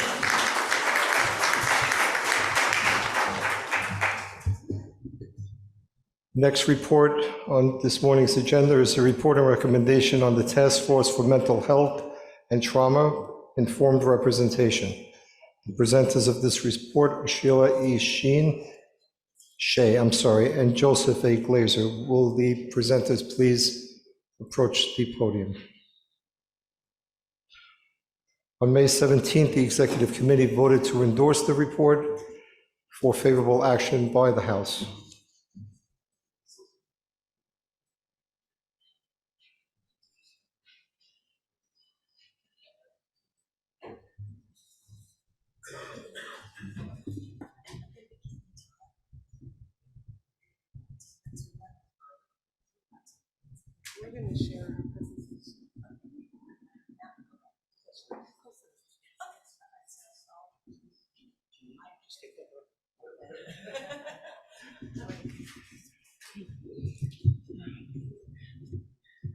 Good morning, everyone. I'm Sheila Shea with my co-chair, Joe Glazer. We're so pleased to present the report of the Task Force of Mental Health and Trauma-Informed Practice. I'm going to speak generally about the production of this report, the recruitment of the task force, how we organized our functions, and then I'm going to yield to Joe, who's going to touch briefly on the content of the report. I'd like to start by saying I think that there's a wide understanding and appreciation in our country and in our state that we do truly have a crisis of mental health. And I have the privilege every day in my work at the Mental Hygiene Legal Service to serve and represent people with mental disabilities. It's a passion, but as Joe and I frequently say, issues of mental health cross all areas of practice. It affects all of us. So we undertook this mission as really we recruited as well as we could a task force of approximately 23 members. They came from a wide area of practice. People like myself who we do civil and criminal advocacy for people with disabilities. We had Joe, who is a county official administering mental health programs in Westchester County. We had defense attorneys. We had members of our task force who are not only lawyers, but they're also psychologists. They have dual certification, so they brought that clinical perspective to our work. We had a psychiatric advisor to our task force. So we undertook to create a wide reach with our president, who helped us recruit, I thought, a really stellar task force. Then we created the mission statement, which if you had a chance to review the report is quite ambitious. And to achieve our goal, we broke into subgroups. So we undertook to take an analysis of civil practice, criminal practice, trauma-informed practice, and also, I think something very unique for the bar, and something we had not seen done before, we really tried to analyze the systems. So lawyers are interfacing with systems often they don't understand or appreciate. So we really took a close look at both the systems aspect of this, and when I say systems, I mean Office of Mental Health, Office for People with Developmental Disabilities, and the Office of Addiction and Substance Abuse Services. So part of our report was try to lay that foundation to demonstrate to the bar, how vast these systems are and how many people they actually reach.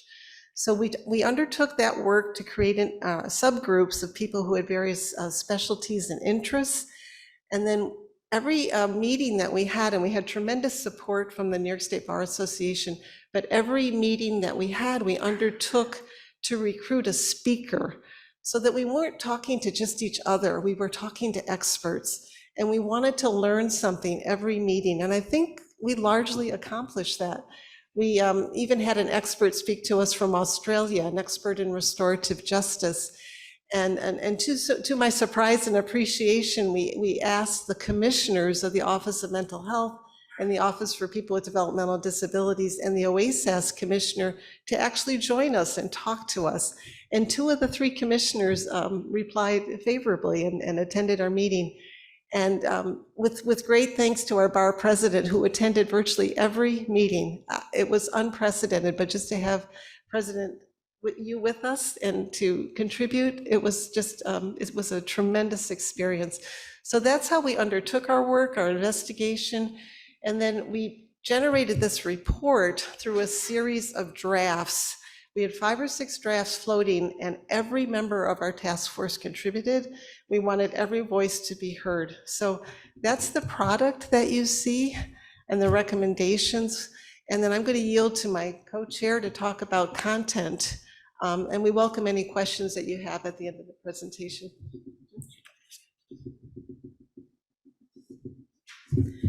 Thank you, and thank you all for the opportunity to present this task force report to you today. I just want to start with a very quick thank you to Kim and Tom and Susan of Bar Association staff, who are crucial in helping us work this through the process in a timely fashion. We really did want to complete this during Sherry's tenure, and I just want one moment to tell you a little bit about why. We all have our own perceptions of leadership. In our mind, leadership is the ability to turn vision into action.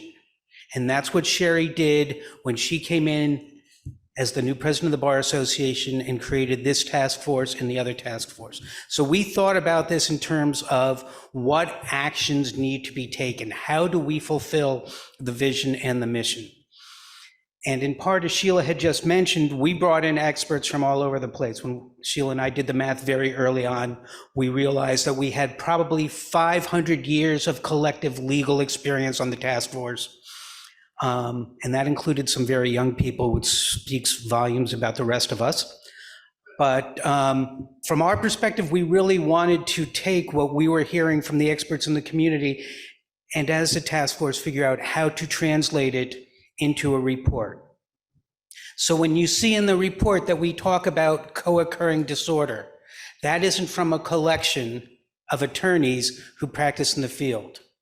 The expertise in that was provided to us by a woman by the name of Stephanie Marcasano, who has started a program called the Harris Project, named after her son, who died of an overdose while in high school because he was not successfully getting treated for his mental health and substance use needs. When we talk about in here changes to the system, and I think for the first time as a task force, we saw ourselves get involved in issues of housing and workforce and staffing. This system does not work well as attorneys unless the service system works well. And we delve deeply into that. Thank you. So we delve deeply into the idea of what can we do to help fix the broader system so that the needs of people are being met. Sheila just told me about a person that she's been dealing with earlier in the week who is living with autism, which is the developmental disability, intellectual disability spectrum state agency, and everybody operates in a silo. Who got themselves into trouble because a problem that they had in their residence wound up going in for CPL 730 restoration in the OMH mental health system. So this person is being restored in a system determined by the court system where they're going to go, being restored to competency in a system ill-equipped to help them. That's not a lack of care.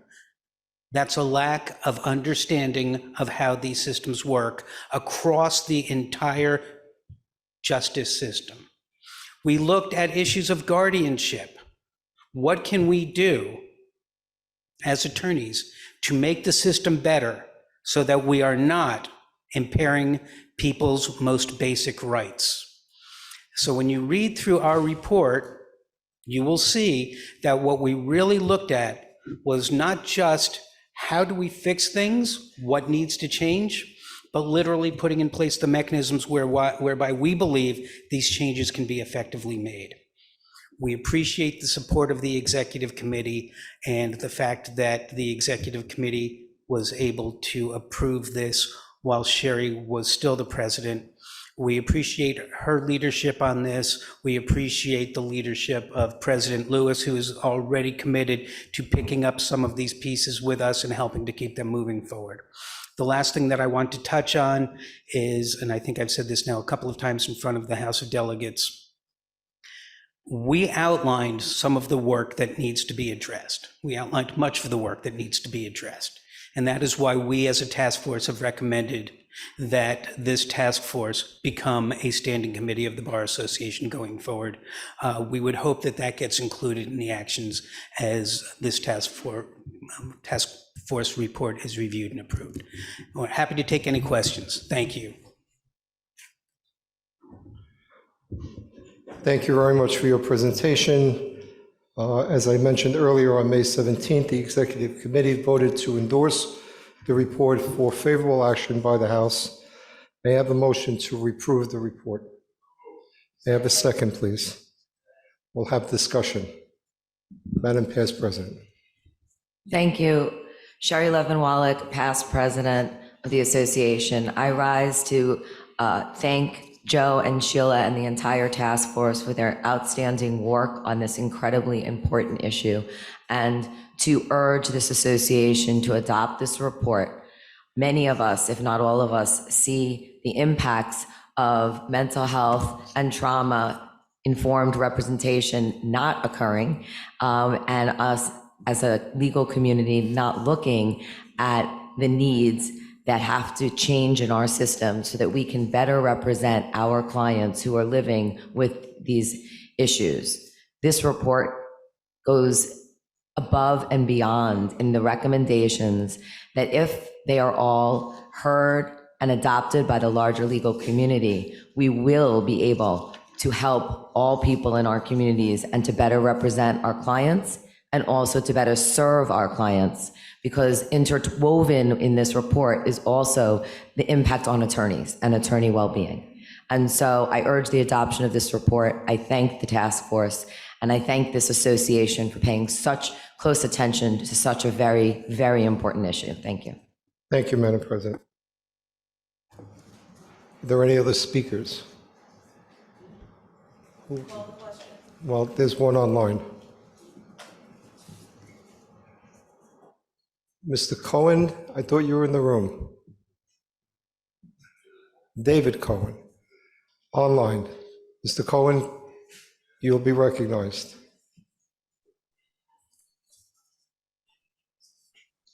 Hello? Yes, Mr. Cohen. Yes, hi. Can everyone see and or hear me? We can hear you. Okay, I don't know what's going on with my camera. Well, thank you for recognizing me to speak. My name is David Cohen, not to be confused with David Cohen, who is also in the room. David, the other David, of course, is past chair of the criminal justice section. I'm currently a vice chair of the criminal justice section. I'm a member of the NYCLA delegation. Also, I'm a chief appellate attorney at the Bronx DA's office. I'm sorry I'm not able to join you in Cooperstown this weekend. I actually am attending a wedding this weekend, so I'm out of town. I just wanted to speak briefly on the report's recommendation of changes to the criminal procedure law, and it recommends very significant changes to the criminal procedure law regarding the issue of competency to stand trial in particular, and also endorses a bill that was proposed in the legislature called the Treatment Not Jails Act. These provisions would make very substantial changes to the way people with mental health issues are treated in the criminal justice system. And it seems to me that the Treatment Not Jails Act would decriminalize a lot of conduct, including violent conduct, and would move it purely to the treatment realm. I do not believe from the presentation, although I could be wrong about this, and I apologize if I am, I do not believe that prosecutors were consulted on these matters.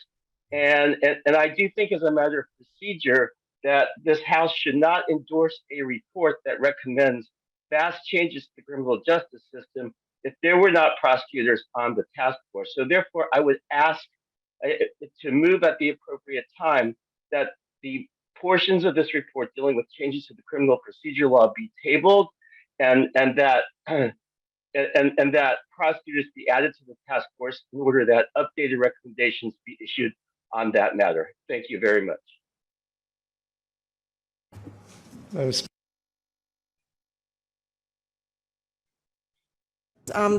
First of all, I would say that the Treatment Not Jails Act has already been approved by the association. A memorandum in support was approved in 2022. So the task force was endorsing a recommendation that the association had already made regarding that bill.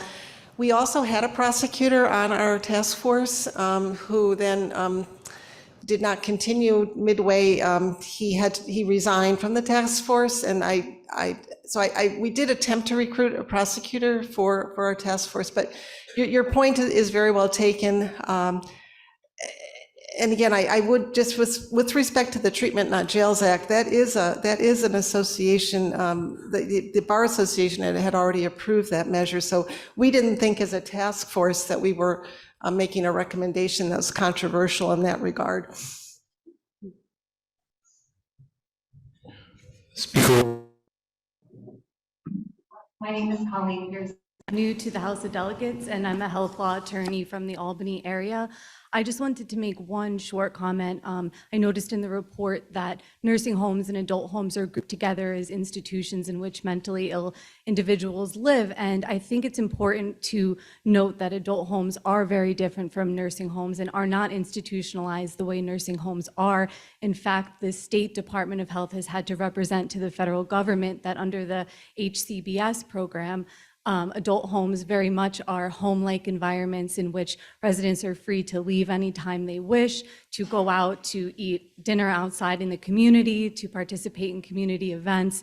And so they are very different facilities than nursing homes. And some judges don't even fully grasp what adult homes are and the services that they provide. So I just wanted to say that and to note that just so people understand that adult homes are very different than nursing homes and in fact are not institutionalized. Thank you.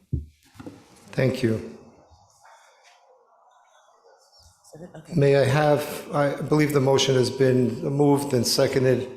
We'll now take a vote for the delegates participating remotely. Again, the poll will be open in your window.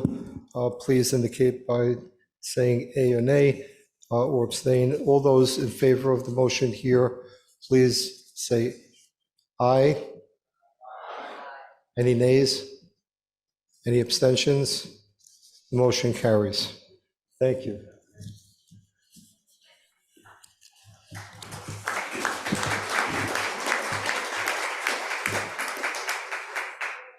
Next report on this morning's agenda is the report of the Special Committee to examine selection of judges for the Court of Appeals. Presenting the report will be past President Vincent E. Doyle and Damaris Hernandez, who are both here. Mr. Doyle.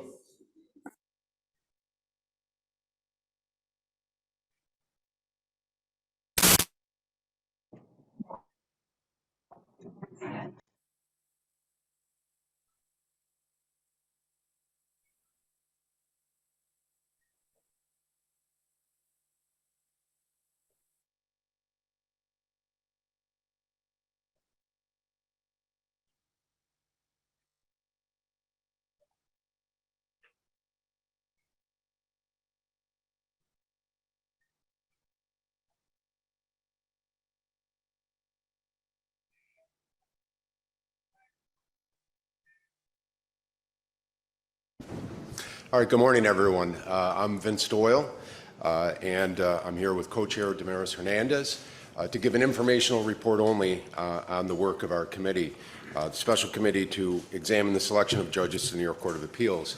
As the name suggests, the purpose of the committee is to evaluate the manner in which the judges of our highest court in the state are currently nominated and appointed, and determine whether the Bar Association should recommend or support any changes to the process. The Special Committee was created in the wake of several separate but related events that occurred earlier this year. First was the state Senate's unprecedented rejection of Governor Hochul's first nominee for Chief Judge, Justice Hector LaSalle, to the Court of Appeals.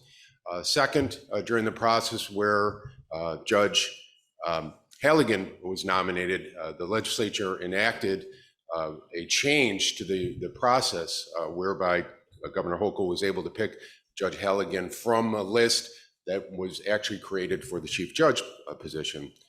And then third have been public calls in the wake of those events by some, including some in the legislature, to radically change the process and in fact to abolish what's known as the Commission on Judicial Nomination, which helps us pick the nominees.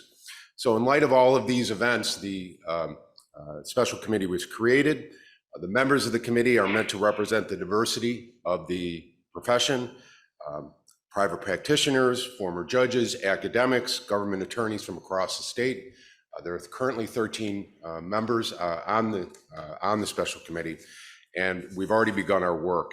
Damaris is now going to talk a little bit about the current process of picking Court of Appeals judges. Good morning, everybody.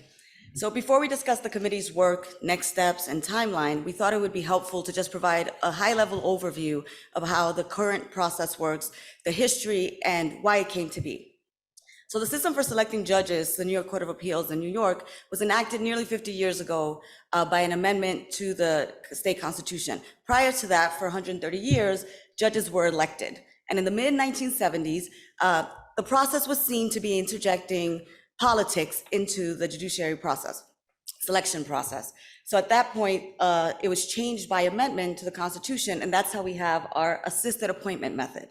And at that point, the Bar Association was very involved in the debate involving the actual discussions to have this amendment, as well as what the commission should and should not do. So let me explain a little bit about the appointment method. So the appointment method is, there's the commission that's made up of 12 members. The 12 members range across the 3 branches of government. 4 are chosen by the governor, 4 are chosen by the chief judge, and 1 is appointed by each of the majority and minority Senate and Assembly members. So the commission investigates candidates, provides a list of 7 to the governor, and then the governor chooses 1 judge from there that is then subject to Senate confirmation. As an initial step, our committee has begun work. It did a research of the various methods that other states in the nationwide select their own judges. Can we change the slide? Okay, thank you. And as you'll see, I just want to highlight a few things. There are 2 main methods for selecting judges in other states. There's the partisan and nonpartisan elections, and then there's the assisted gubernatorial appointment, which is similar to New York, and that's in 21 other states plus DC. There's only 5 states that actually have a direct gubernatorial appointment, and then there's 2 states that have legislative elections. So of course, there are variations to how the justices and the judges are selected, and these different methods are implemented, but the main categories remain fairly distinct. What was interesting about our actual research, if we can move to the next slide, is how the chief judges are selected. So you will see that for the majority of states, there's a peer vote system. And what happens there is the justices vote amongst themselves and they select the chief judge. And that's for a shorter term, and the position rotates among the judges in that court. In several of those states, just like in New York State, the chief judge has also administrative responsibilities. Including New York, it's the same system. The chief judge is selected in the same way as the justices to the court. And then in 5 states, the most senior justice becomes the chief judge. And in Indiana and Washington, it's by the nominating commission, and in Maryland and Massachusetts, it's designated by the governor. We, after doing this research, as a committee, are discussing, and then we'll discuss further in our next committee meeting, which is next week, how to build on this research, meaning do we contact commissions in those states to see how the processes are working, maybe contact some of the persons who have been through the selection process there to give us some insight as to how those processes work. And we will update you on that. And now Vinny will update you on other next steps that the committee will be taking and the timeline for our report. Thank you.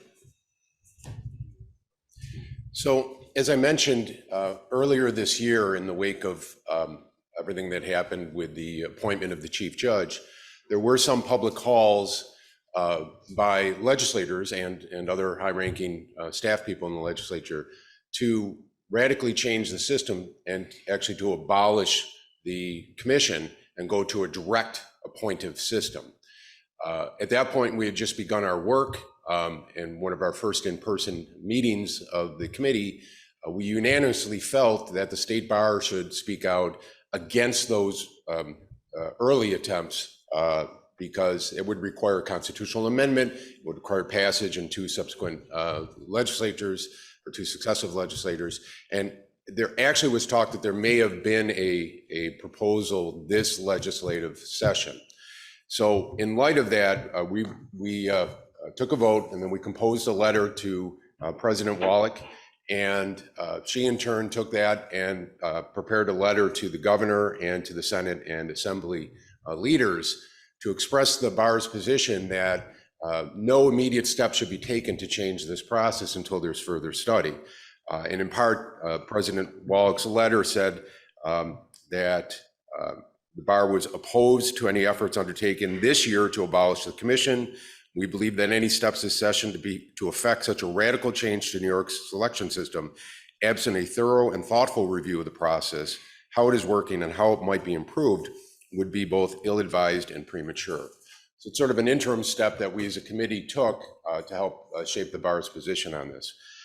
We are involved in our work right now. We have a meeting scheduled next week after the preliminary research that Damaris just outlined for you.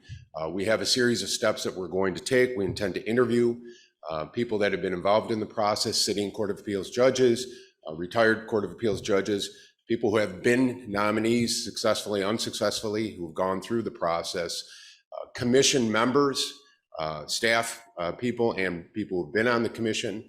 We've invited the current chair of the commission and the staff person, who's our former president, Hank Greenberg, the counsel to the commission, to come to our meeting. The purpose of these interviews will be to determine whether the system is working from those who have been through it, any perspectives they have, any suggestions that they have. We will ask questions about the perceived transparency and fairness of the current system, and to the extent to which selection is based on merit versus other considerations and circumstances. Our goal is to develop a report, a comprehensive report outlining our findings and any recommendations that we may make, and to present that to the House. We're hoping to do that by November. We have an ambitious schedule this summer and early fall, but we hope to be back before you in November in Albany, I guess, with our report. So that is our report, Mr. President, Mr. Chair. Thank you, Mr. Doyle. Are there any questions?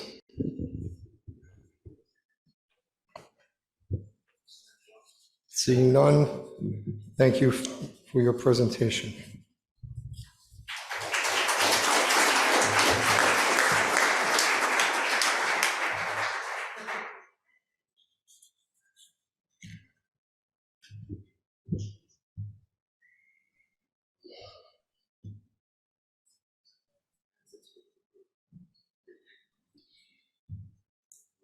I've received a request from Jonah Tribe-Weiser. He wants to be heard on a point of order of personal privilege concerning his proposed amendment to the report that was heard just a while ago, not the report by past President Doyle, but the one before. So I'm going to call upon Judge Tribe-Weiser so that we can hear his position on that report. Your Honor.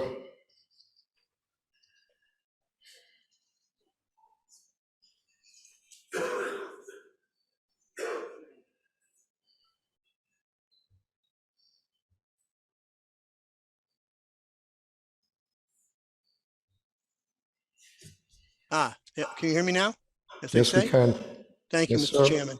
You're Mr. very Chairman, welcome. pursuant to the House's procedures, I sent you an email a number of weeks ago saying that I would be making a motion to sever and table. I also said I was going to do that at the appropriate time after everyone had their substantive remarks, but I was not called upon even though my hand was raised. So I think my point of order is that we have to reopen consideration of the task force report to allow for my motion.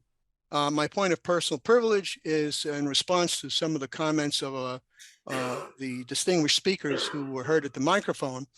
You can look at the videos of the proceedings of the Town and Village Committee and speak for you and decide for yourself.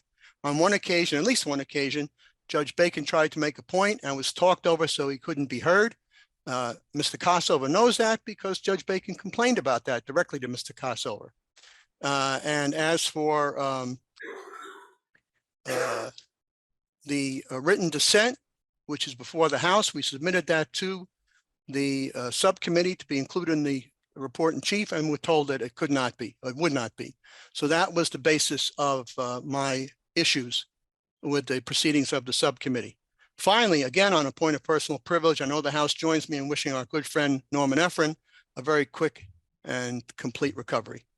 So, Mr. Chairman, my motion now is that that task force report be reopened to consider my motion to sever and table, which was properly put before you and the House. All right, give me one moment, sir. Thank you.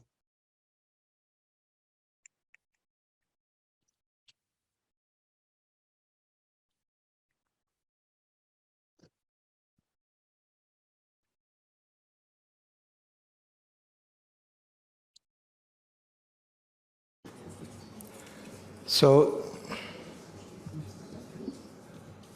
the point that you raised,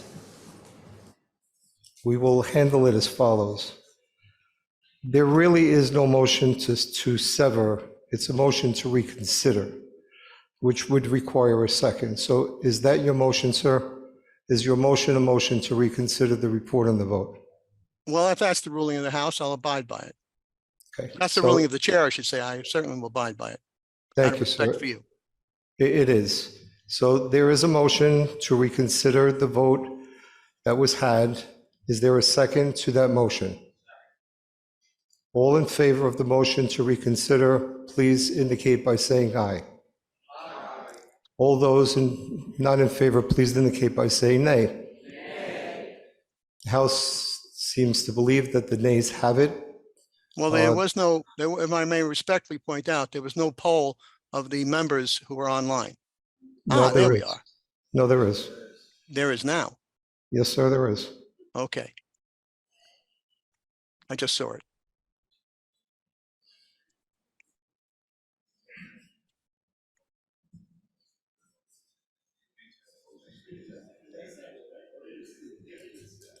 The poll indicates that the nays have it by a vote of 55% to 38%, if I'm seeing the screen correctly. The nays have it. Well, I thank the House for its consideration. You're very welcome, And sir. I thank you for your courtesy. You're very And welcome. I still hope Norm gets better quick. God could only hope. Thank you, sir. Sure. All right. There was another speaker who wanted to make a motion as well, Mr. Cohen, not the Cohen that's here in the room. Are you still on the call, sir?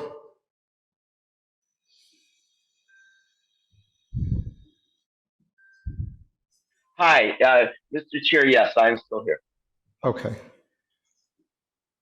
What is your motion? So my motion is, and Mr. Chair, given the previous motion, I don't know if this is the way to appropriately phrase it, and so please let me know if this is appropriate. I would like to move to sever the provisions from the mental health report regarding changes to the criminal procedure law and table those so that they may be reconsidered by the task force with the aid of a prosecutor. So, Mr. Cohen, as you heard what had occurred with Judge Treisbauer. Your motion, sir, would be a motion to reconsider, which would need to be seconded. So is that your motion, sir? Yes, if that is the ruling of the chair, that is my motion. Is there a second to the motion? Second. All in favor, please indicate by saying, I'm sorry. You're going to post it, Tom? It's being posted? Discussion. Okay, all right. While they're posting, Madam Past President, I recognize you. I would just like to add to the mental health report that report was circulated on the reports page and directly to the criminal justice section, the mandated representation section, and many other sections, all the other sections and committees of this association. So there was consideration given to that report by the entire association in addition to the members of the task force. Thank you. Thank you. Do we have a poll for the, we do. So in the room, all those in favor of the motion to reconsider, please indicate by saying aye. All those not in favor, please indicate by saying nay. The House votes has nays, I believe, yes, and overwhelmingly 65% to 35%. The motion does not carry, sir. Thank you. Thank you, sir. All right. For the future, if any speaker wishes to make a motion, rather than saying at the appropriate time will be when you're up there speaking. So we don't find ourselves in having to call people back. So I would like to now call our next presenters because this is going to be a rather lengthy presentation. We were ahead of schedule. Now I think we're a little bit behind. The report and recommendation on the Committee on Membership is going to present its report. I wish to indicate that the motion yesterday at the Executive Committee was passed overwhelmingly. I have to say that. I can't say unanimously, but it was overwhelmingly accepted. And I give you our presenters, Colette Drakeford and Michelle Watercroft. Ladies.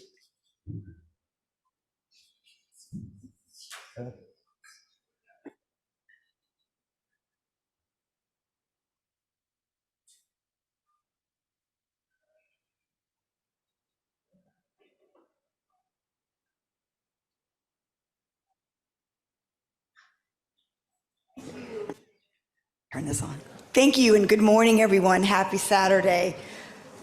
My name is Clotel Drakeford, and I'm Michelle Wogerby, and we are here to provide you with, I want to call it, actually, I know our presentation has been entitled Revised Membership Fee Structure, the Subscription Model, but I think it also ought to be noted as re-envisioning our dues and fee structure for membership.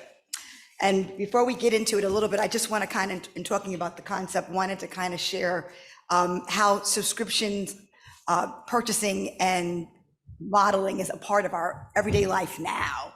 I currently have a Hulu subscription, an Apple Music subscription, a New York Times subscription, an Amazon subscription, Netflix as well. I at one point had Peacock, HBO, Cinemax, and Stars, and I jostle with that.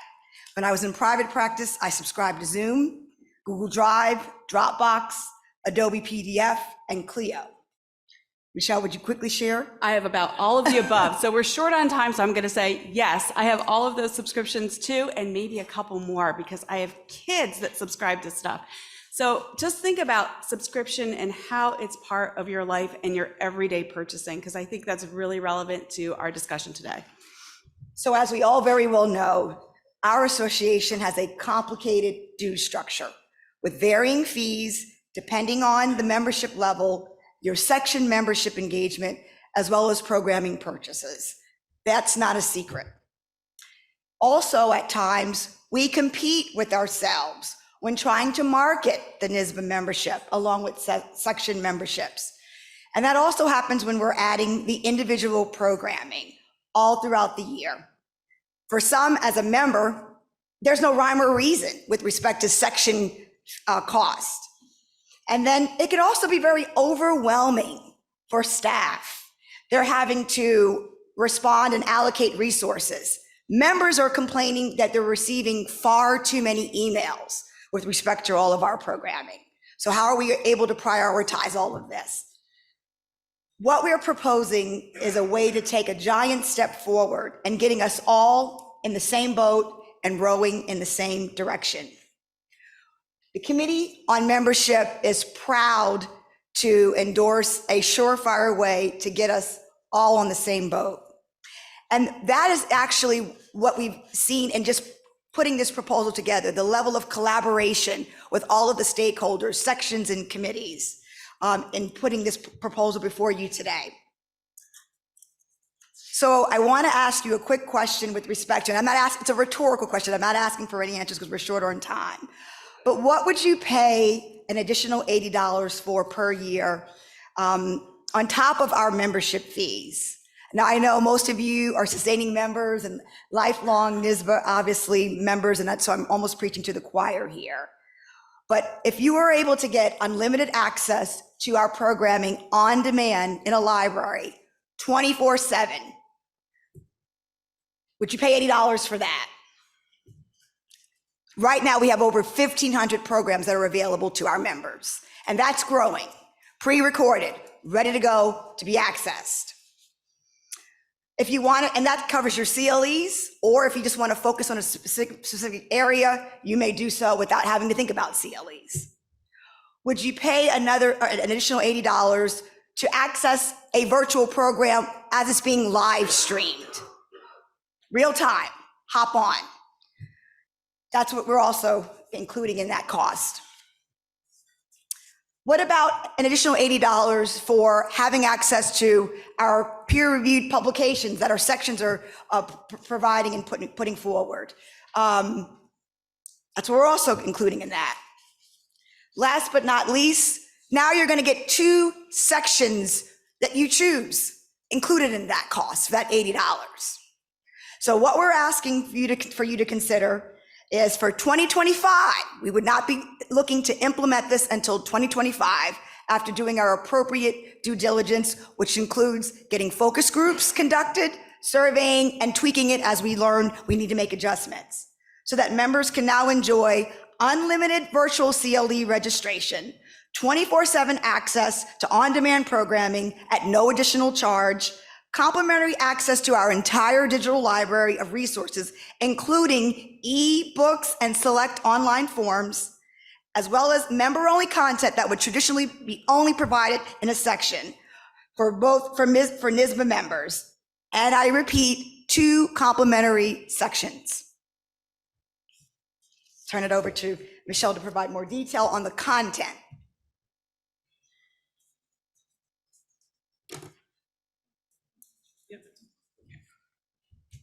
All right, so content. It's a lot of content, right? I don't know if you've seen the display that's out here today. There's a display of all of the publications, all of the treatises that we put together. We have a lot of content that we can offer to all of our members who subscribe. So we think that that is a great proposition.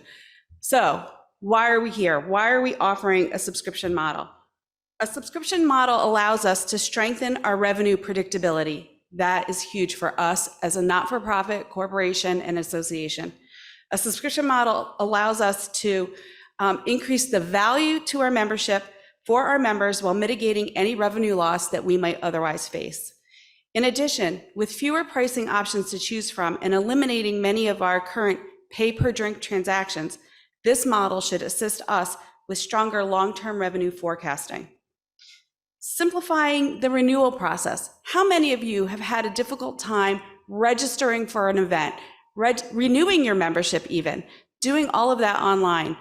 Our goal is to achieve more efficient online transactions with our members, particularly during the renewal period, but also when it comes to CLEs and publication sales. So hopefully making it easier for everyone. We also want to stress our value proposition. We see this plan as a path to augment our current value proposition, improving our membership retention numbers, as well as growing our membership amongst the approximate 85% of New York licensed attorneys who are not currently members of NYSBA. That is a sobering statistic. So let me put it the other way. Only 15% of New York licensed attorneys are members of NYSBA. That means we have a very big pool of attorneys to bring into our association. So what else do we need to do? We want to continue to grow our firm membership, complementing our existing growth efforts. We currently have a firm membership model that is a little bit clunky and difficult to work with. This subscription model will make it much easier for our membership staff to make proposals to firms and for firms to understand where we're coming from when we make those proposals. So what's not included? Because of the expenses involved and the varying fee structures required to deliver in-person events such as section destination meetings, in-person CLEs, and the annual meeting, those events would not be included in our subscription and would require an additional fee. We also anticipate establishing an exceptions list for larger section events that might be offered virtual only. So again, we are a work in progress. We are asking you today to consider our looking into this further and into putting more of a proposal before you. So at this time, our plan is to only include traditionally shorter 1 to 2 credit hour CLE programs as part of the free subscription model. I would mention that if there are expenses incurred with the presentation and production of the CLE, it probably won't be free, because if we have overhead costs, it makes it more difficult for us to give that away.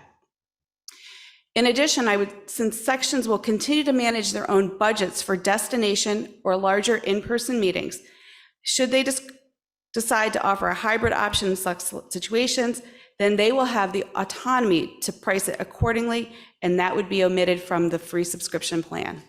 So sections will have some autonomy here. So how did we get here? I'm going to go into the numbers a little bit, so I hope you'll stay with me, all right? All right, so we have analyzed our revenue from 2019 to 2022. One of the first exercises that we performed when determining a suitable dues structure for the subscription model was to review the revenue that we received for all categories that would be impacted: membership dues, section dues, CLE programming, and publications. We did not include revenue that we received from USI, from advertising, and from in-person section events, since they would not be impacted by the proposed model. We prioritized general membership dues, since that represents 65% of the total revenue in question, and therefore has the least wiggle room for potential cannibalization. And then we worked in the 3 additional revenue streams after that. I want you to look at the small box on the screen right there. That small box shows that we are $1.5 million down in revenue since 2019. That is not sustainable. That is why we need to do something different. In the analysis today, we are going to focus on the $13,953,278 generated in revenue during the 2022 fiscal year. Starting with that number, $13,953,278, we backed into that amount using the 38,000 paid members in 2022 and built a preliminary pricing model. To successfully roll out this model, we opted not to deviate from our existing pricing too much and to charge one fee for all member types. So it would still require 3 main options for our members as we currently have. So that's a 1 to 2 year admission rate, 3 to 6 year admission, and over 7 years. So I also want you to keep this in mind, because this is another shocking statistic that we have. You need to know that we have not raised our dues for more than a decade. More than a decade. Do you have anything else in your life where you haven't had an increase in over a decade? Have you raised your own fees? Has your salary raised in over a decade? This is needed. So we are also, though, cognizant of the fact that any dues increase is going to be shocking, especially when we haven't raised dues in more than a decade. So for that reason, we want to be careful as to how we raise those dues. So we want to make sure that we remain relevant and engaged with our membership. We really want to make sure, though, that we remain relevant and engaged with some of our younger members. One of our biggest hurdles is getting our free memberships, our 1 to 2 year new admittee memberships, to become paying members. So we are looking at that, and we are trying to see what we can do to engage that group in particular, but also, again, to remain relevant with the year 2025, because this is not going to come into effect until 2025. All right, so we also assessed the average spend by membership category during the 2021 and 2022 calendar years. This average was taken by analyzing membership dues, section dues, event registrations, and publication purposes. Our proposed dues increase comes in at slightly below the average spend for 2 out of the 3 membership categories. If you look at our final numbers, we want to focus on the proposed dues for each category and how closely they are aligned with the average spend per category based on 2021 and 2022 data. We are also introducing a newly admitted plus category, which we piloted during the fall of 2022 in an effort to convert free newly admitted members into paying members, and we saw some promising results. We based our numbers on a conservative conversion rate of 5% of the total number of newly admitted attorneys. I also want to make sure you all know that we opted not to increase sustaining membership dues and retired membership dues, and we kept the same numbers from 2022. So to determine the cost of additional sections, we forecasted revenue based on the additional paid section memberships after the 2 complimentary memberships, and we came up with a price of a flat rate of $25 per additional section membership. With these numbers, which are conservative, we could anticipate recognizing over $300,000 in additional revenue if the numbers stay flat to 2022. But of course, we hope that they will grow. I just want to take a minute to show you a dues comparison. This was eye-opening to me. Our dues are very reasonable.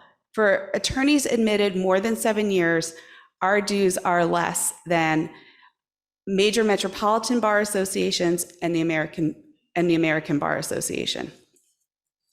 Our pricing plan. So what are we talking about? We are going to have a pricing plan. We'll have that newly admitted plus. We'll have the 1 to 2 year, the 3 to 6 year, and the 7+ years. So we talked about paying monthly. I will mention that this is an annual commitment. We will not make it will not be possible for somebody to join our association for 1 month, take all of their CLE credits virtually, and then dump their membership. Once you're in, you are in for a year. So we just want to make sure that that's clear. We also think that the new model will complement a rolling membership quite nicely, so that the year-long membership would start at the time of signing up. Existing members would be placed in a January 1st through December 31st category.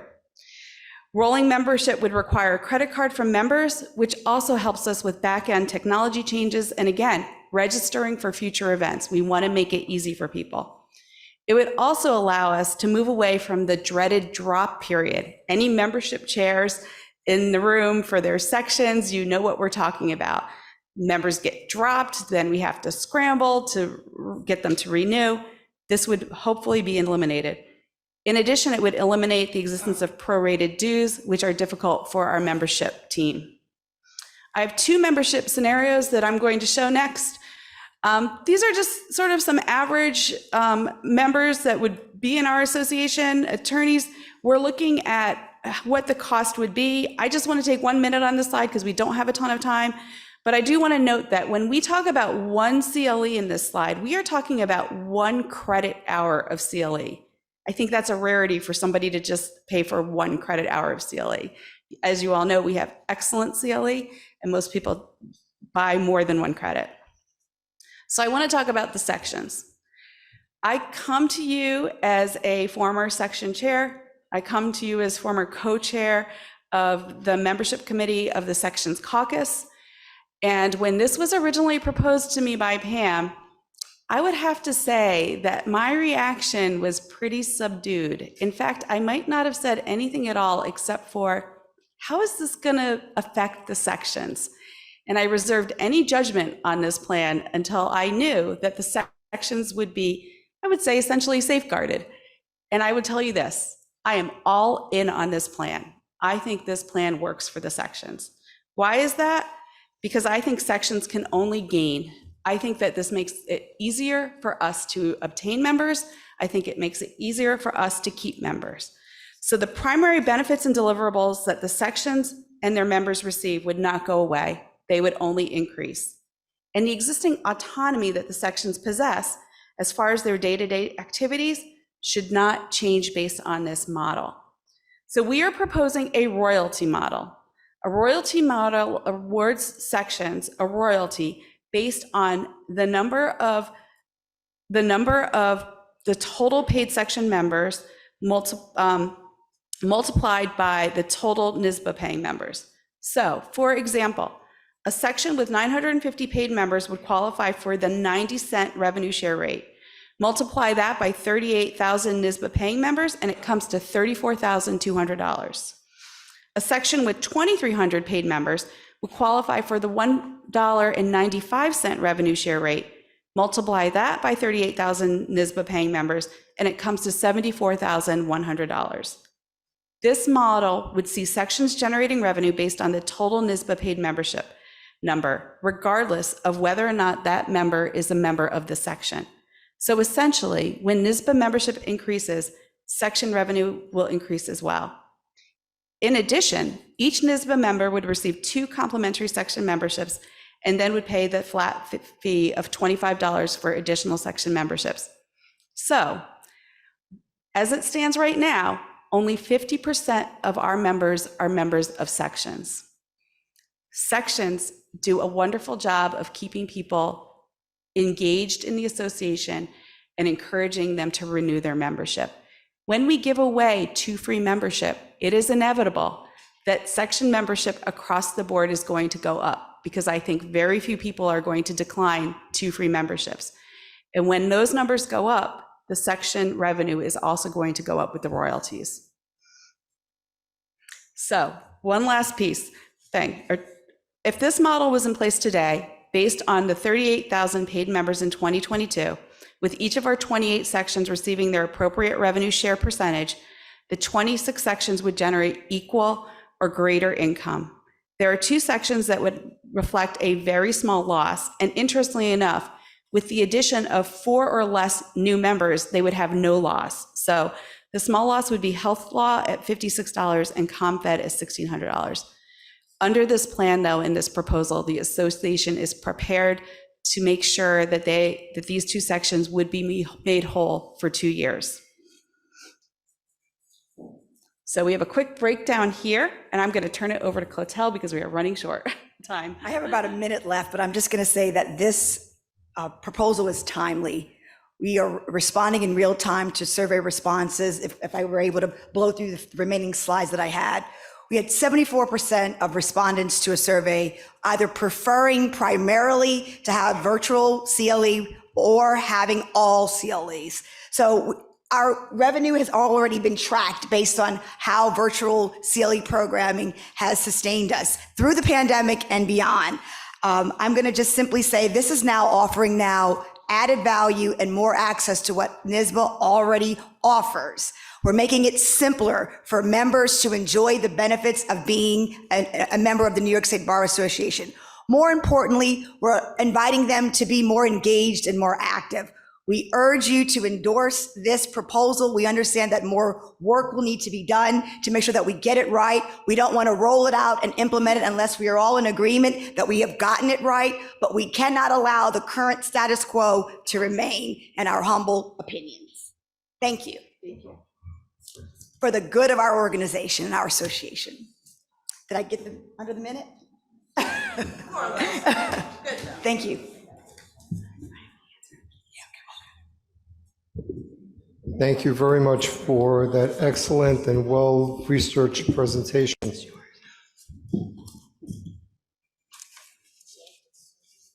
May I have a motion to approve the report? May I please have a second? We will now have discussion. Chair recognizes past President Kate Madigan. Thank you. As a membership person, I first went on the membership committee back in the early 80s, and I had chaired the committee over the course of about 10 years. So I bleed membership. And so I was also like you, Deb, thinking, do we really want to do this? You know, is this something that's really going to fly with our members? Will it be too complicated? What is going to be the impact on our sections? And frankly, I'm getting very close to buying into it. Question I have is, we looked at some of the other New York bar associations, but what about other larger state voluntary bar associations? Have there been any other state bars, voluntary bars, that have tried this hybrid type model, or as you say, the royalty model? And if so, what did your research reveal? So what we found is that the Ohio State Bar Association has a membership package that includes CLE at a premium price.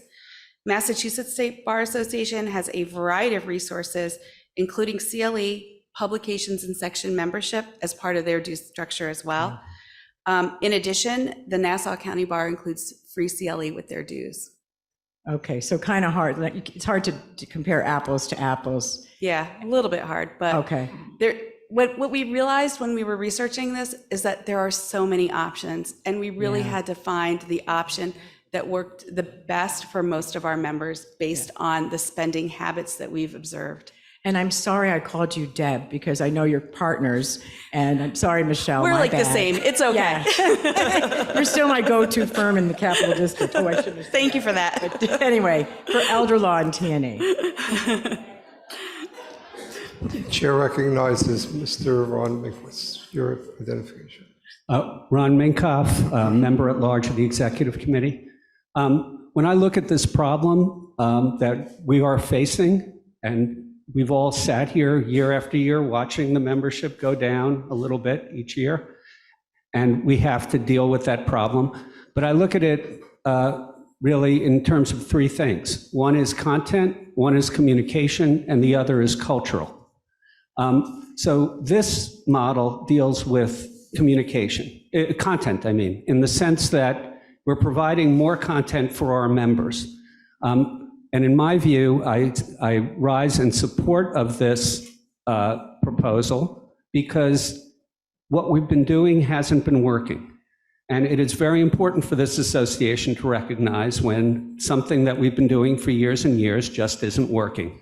And we have to take bold steps after a thoughtful process to change that. And that is exactly what you guys have done.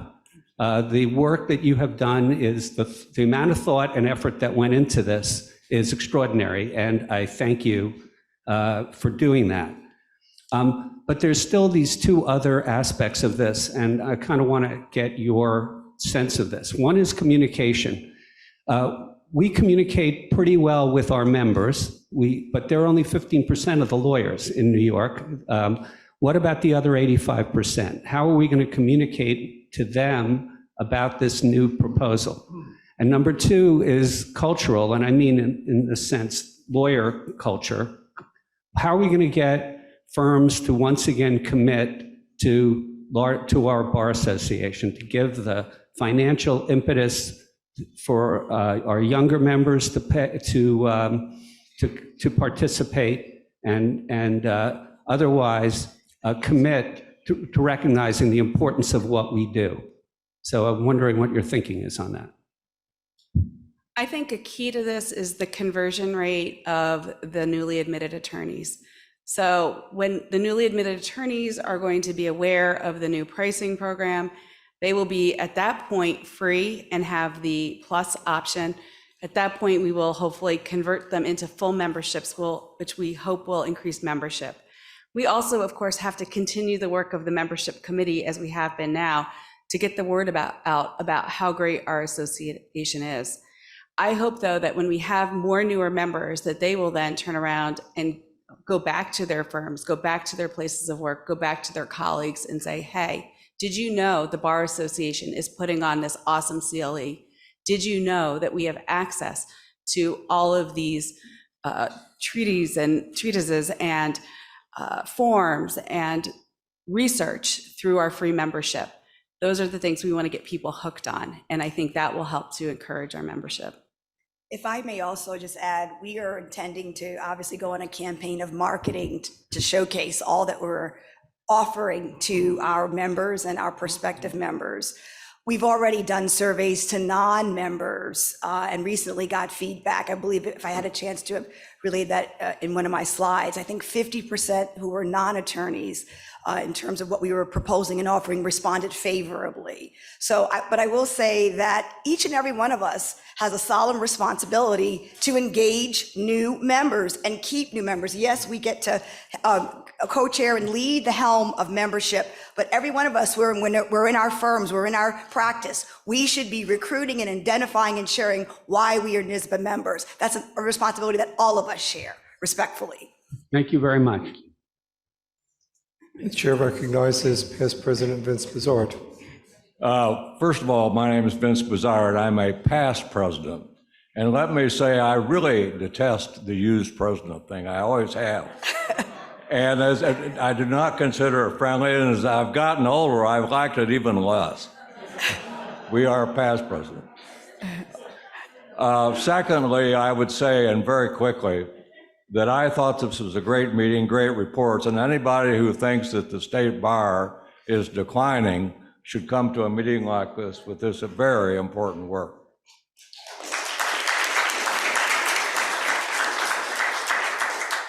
See, I'm not so used. Anyway, I may walk like it, but I'm not used. Anyway, I'm a little confused procedurally on this because you say there's a lot of work to do and there are going to be focus groups and all that sort of thing.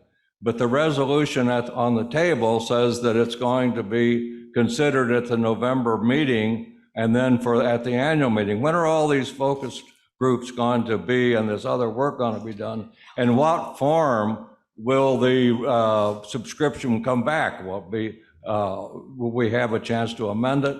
One little side note that I raised with a member of the executive committee who said that, well, that can be part of the tweaking, is we're going to have a flat rate for retired people, but you have to be fully retired. There are many of us who are retired from our firms, but still working, and I work for the public defender.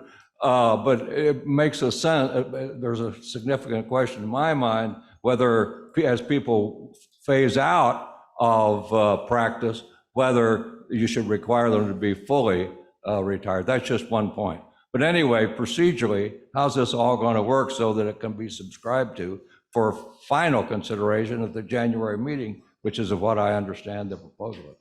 What we're seeking today is, there's a resolution that I think that is going to be before you all today, asking for you to adopt the resolution to consider the concept of the subscription model.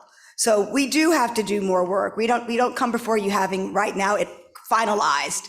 We are going to need to engage over the course of this year. This is 2023. We're not anticipating implementing a final model until 2025. So that's where, during that timeline, there will be additional surveying, focus groups. We will also be consulting, obviously, with marketing professionals. So we will have to come back with what we believe is our final proposal at some point. But the resolution, I'm sorry, the resolution says, I know we don't have Trump, the resolution says it's going to be finally adopted at the annual meeting 24. Correct. So we need to have a bylaws change in order to do this.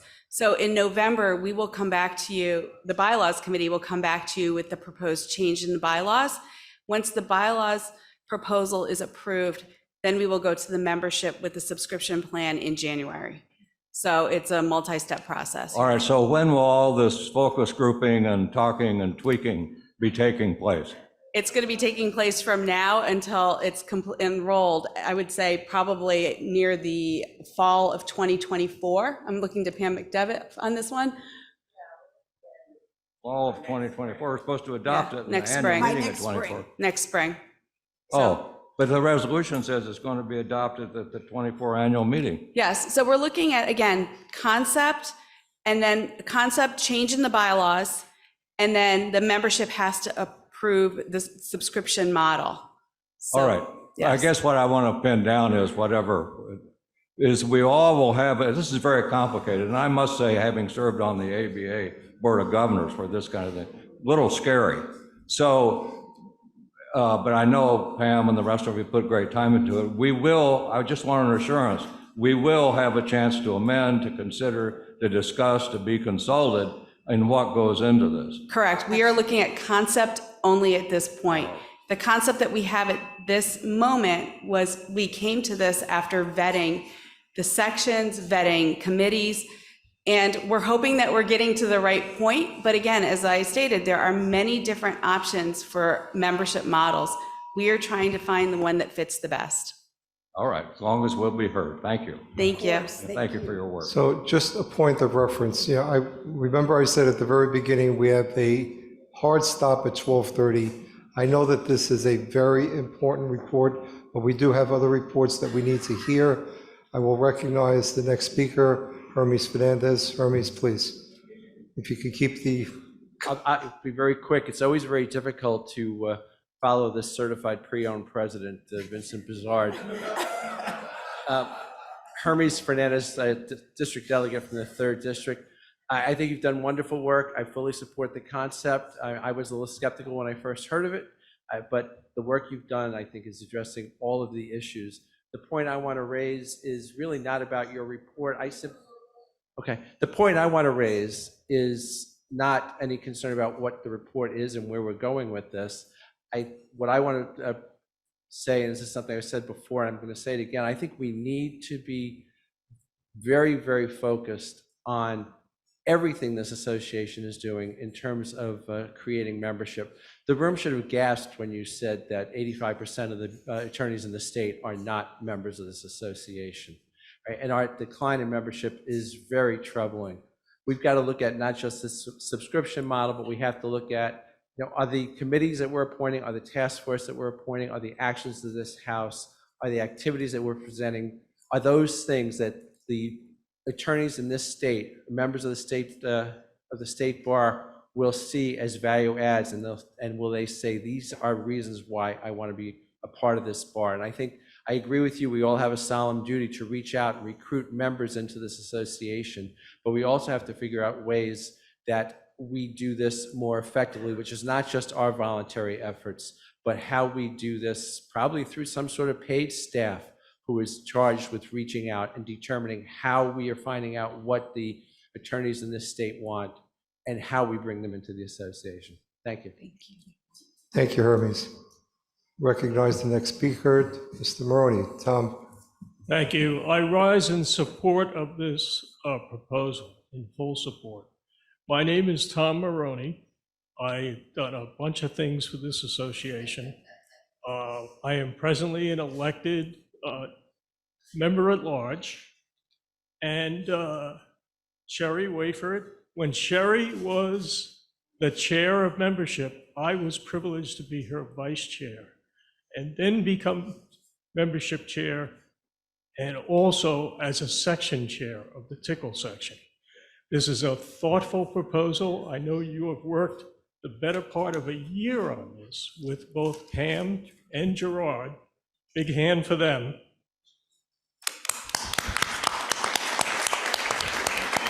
And this association should fully support this proposal. Thank you. Thank you, Mr. Maroney. The chair is going to recognize Secretary Taya Graves as the co-chair of the Strategic Planning Committee. She wishes to speak on this, so I recognize Taya. Thank you very much.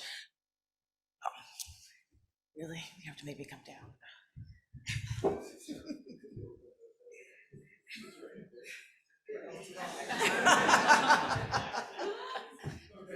I was trying to save time, I'm sorry.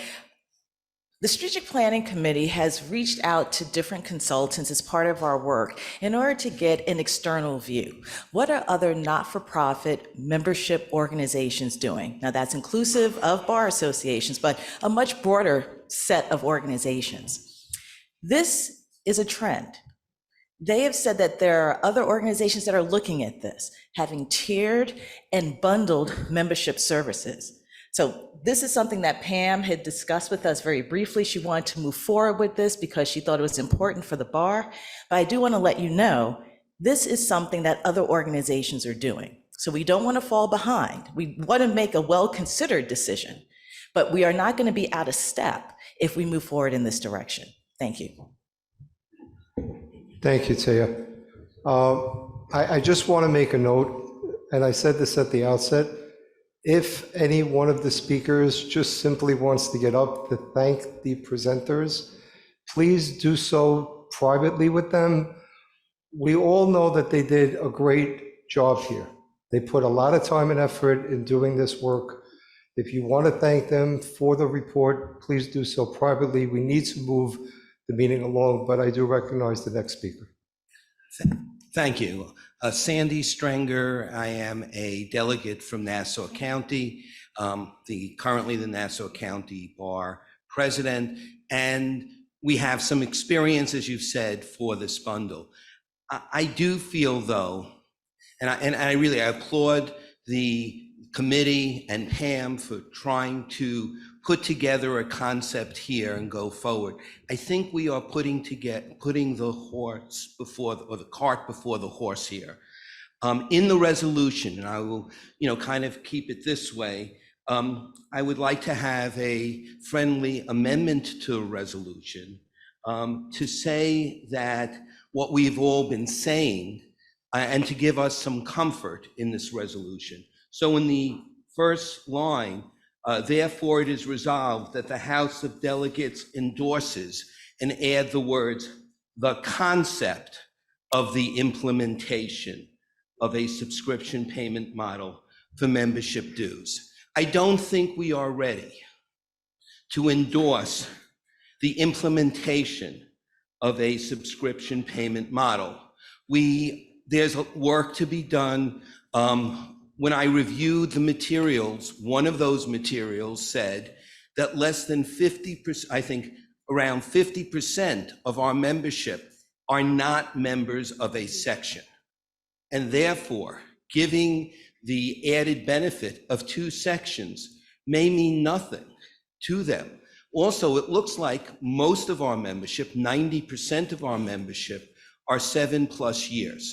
And the increase in dues will affect those members more than anyone else. So if we have the combination of over 50% or 50% of our members not being section members, and most of them being the 7+ years, this may not, as the thought process, work. And I think that we need a little more time to work on it, and knowing these things going forward, putting a resolution saying that we endorse it may come back to bite us for people who say, hey, when your final, so my friendly amendment would be that we endorse the concept of the implementation, and when this is fully developed and presented, we can then move forward on a true resolution. If I may address that, the report that we're going to be voting on says that we are proposing a subscription, not the subscription. It's not this subscription, it's a subscription, which means that it can be this, or it could be an amended version of this, but it's not necessarily this. It's the concept of a subscription. That's how it reads. And I think ultimately we may endorse it in concept, and when we do our additional work, may determine that that is not the issue. I also think it's confusing to use the word subscription, and I don't want to change much of this resolution.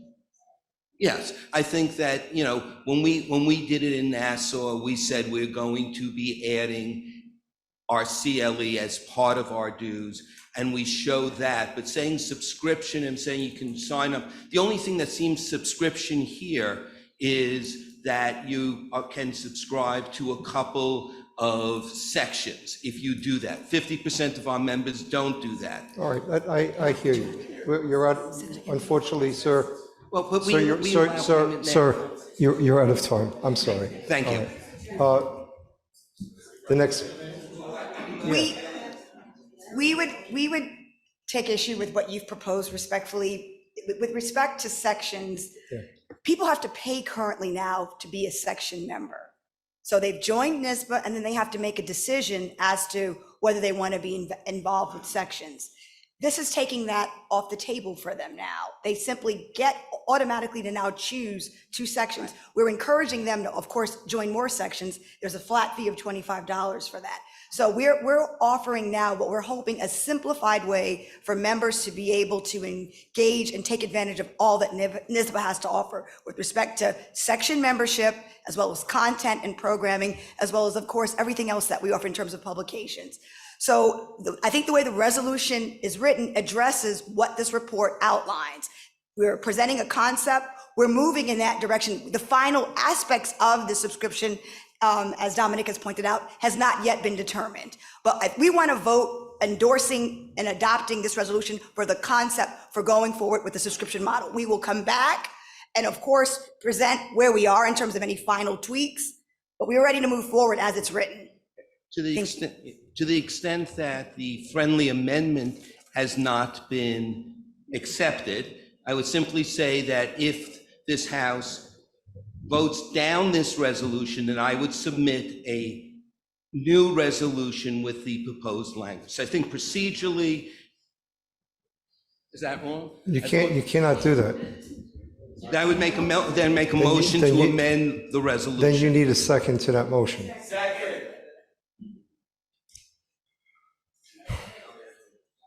I gotta take a vote. Okay. We'll take that up after the discussion, please, all right? Okay, that's fine. Otherwise, we'll be bogged down. So of the remaining speakers, again, and I don't mean to chastise any of you, but if you're only going to thank these wonderful ladies for their great report, do so please privately, but if you have something substantial and substantive to discuss, please do so. I recognize the next speaker. Thank you, Mr. Chairman, esteemed members of the association. My name is Ian McLean, and I rise in support of the resolution as the current chair of the Sections Caucus. I'm also a delegate to this House from the Trust and Estates Law section, and served as a delegate for almost 10 years, or as a representative. I want to report to those who are not aware already that yesterday the Sections Caucus, after lengthy presentation, deliberation, questions, answers, and discussion, voted unanimously to support this resolution with 4 abstentions. I could go on, but we're short of time. And I've never been chastised without speaking first, so I'm going to stop there. Thank you, Mr. Thank you, Chairman. sir. I appreciate that. Thank you. The chair recognizes our next speaker. My name is Drew Jaglom. I currently sit on the Finance Committee. I'm a former chair of the International section, a former chair of the Business Law section and current delegate from that section, and a former chair of the Sections Caucus. So I am a sections guy. I grew up with the sections. I got involved with the sections. I was very skeptical about this proposal. Every question I have put has been answered or is part of what the ongoing work is going to be.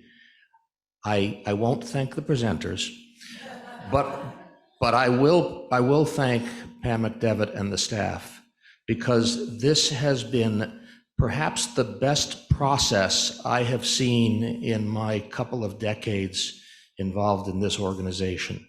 The amount of consultation, collaboration, responsiveness has really been remarkable. I was busy last week, and therefore I missed 2 of the 3 revisions of this proposal that came in just last week. So I commend the process. I commend the proposal. There's more work to be done, but we should support this now. Thank you, sir. Good morning, Craig Buckeye, representing the Bar Association of Erie County. I'm certainly in support of the resolution. I think this is a good idea that merits consideration. What I ask that the committee also consider, however, is the prospect that it seems to me, based upon the presentation that was offered, that the view is that every member of NYSSBA potentially is going to be a subscription member. such that every member is going to have their dues increased by $80, and it'll be sold as an opportunity for people to belong to two sections automatically, get access to all of these different resources. I can envision that there are probably some people who may not necessarily want what the subscription has to offer, but still would want to be a member of the association. So my firm, Phillips Lytle in Buffalo, New York, every attorney is a member of the State Bar Association and has its dues paid for by the firm. And there are other firms that do that, but not as many as there used to be. And I know from personal experience, there are some people who use the Bar Association and what it has to offer, and there are other people who are just content with being members. And with respect to CLE, we don't really need to have the CLE at our office because our office is a certified CLE provider. So we either get our CLE internally or through PLI, through which we already have a subscription. And so my concern is that if the only option for membership is the subscription model, that you may see people say, is it really worth the extra $80 to me?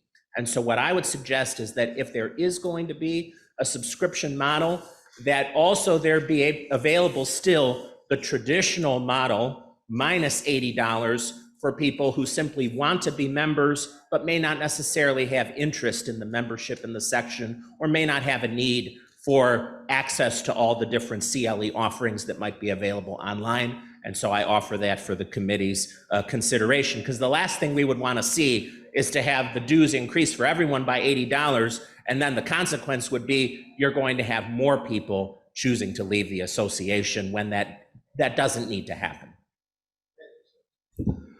The chair recognizes Eileen Buchholz. Eileen Buchholz, past chair of the section caucus. I'm here from the Tickles section. I'm speaking in my individual capacity. I was a member of the ABA when they sent out their survey, and I voted against having an all-inclusive package. I was not interested in having extra CLE or anything extra added in. So that's point one. Point two is with regard to the discussion about amending this to include the word concept. As I read the first resolved paragraph, we are endorsing the implementation of a subscription payment model. That means we're endorsing the implementation of something along these lines, but not necessarily the details yet. But we don't have the option of, after this, saying we're going to keep things the way they are. And I think that's it. There was a third point, but I can't remember what it is. Thank you, Eileen. The chair recognizes the Honorable Cheryl Chambers. Good morning. I'm an elected delegate from the 1st District, former chair of the Judicial section, member of the Finance Committee, and vice president of the foundation. I propose that you accept the friendly amendment to add concept because it does not change the substance of what you're asking for. Thank you. Thank you, Your Honor. So there is a motion on the floor. It has been seconded. The motion seeks to amend and to add the word concept to the first resolve clause.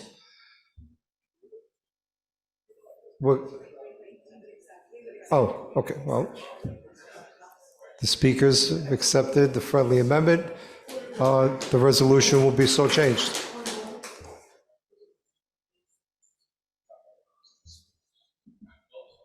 Please identify yourself, sir. My name is Adam Seiden. I'm the chair of the 50+ section. I think Robert's Rules of Order specifically say that friendly amendments can only be accepted on minor issues. I didn't see this as a minor issue. I don't think this is an issue that's the subject of a friendly amendment. This should be either amended or not amended. Friendly amendments does not apply to this, I don't think. The chair does not recognize this as a substantive change.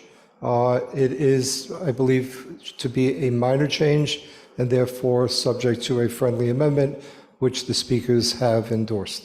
So I thank both speakers for their hard work and presentation. But we now, hold on, not yet. We now need to take a vote on the report as now amended. So all those in favor, please say aye. Aye. All those against, please say nay. Are there any abstentions? And on the ayes have it by a large majority, 91%. Thank you very much again.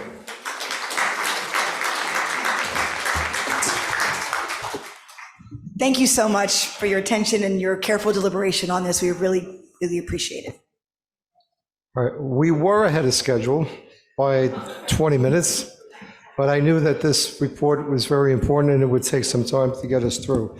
The next report is a recommendation on the Committee on the New York State Constitution. That report will be presented by committee member Desmond L. Lyons, who is here. Mr. Lyons, the microphone is yours, sir. At the Executive Committee yesterday, the report was unanimously approved, and you will see why in a minute.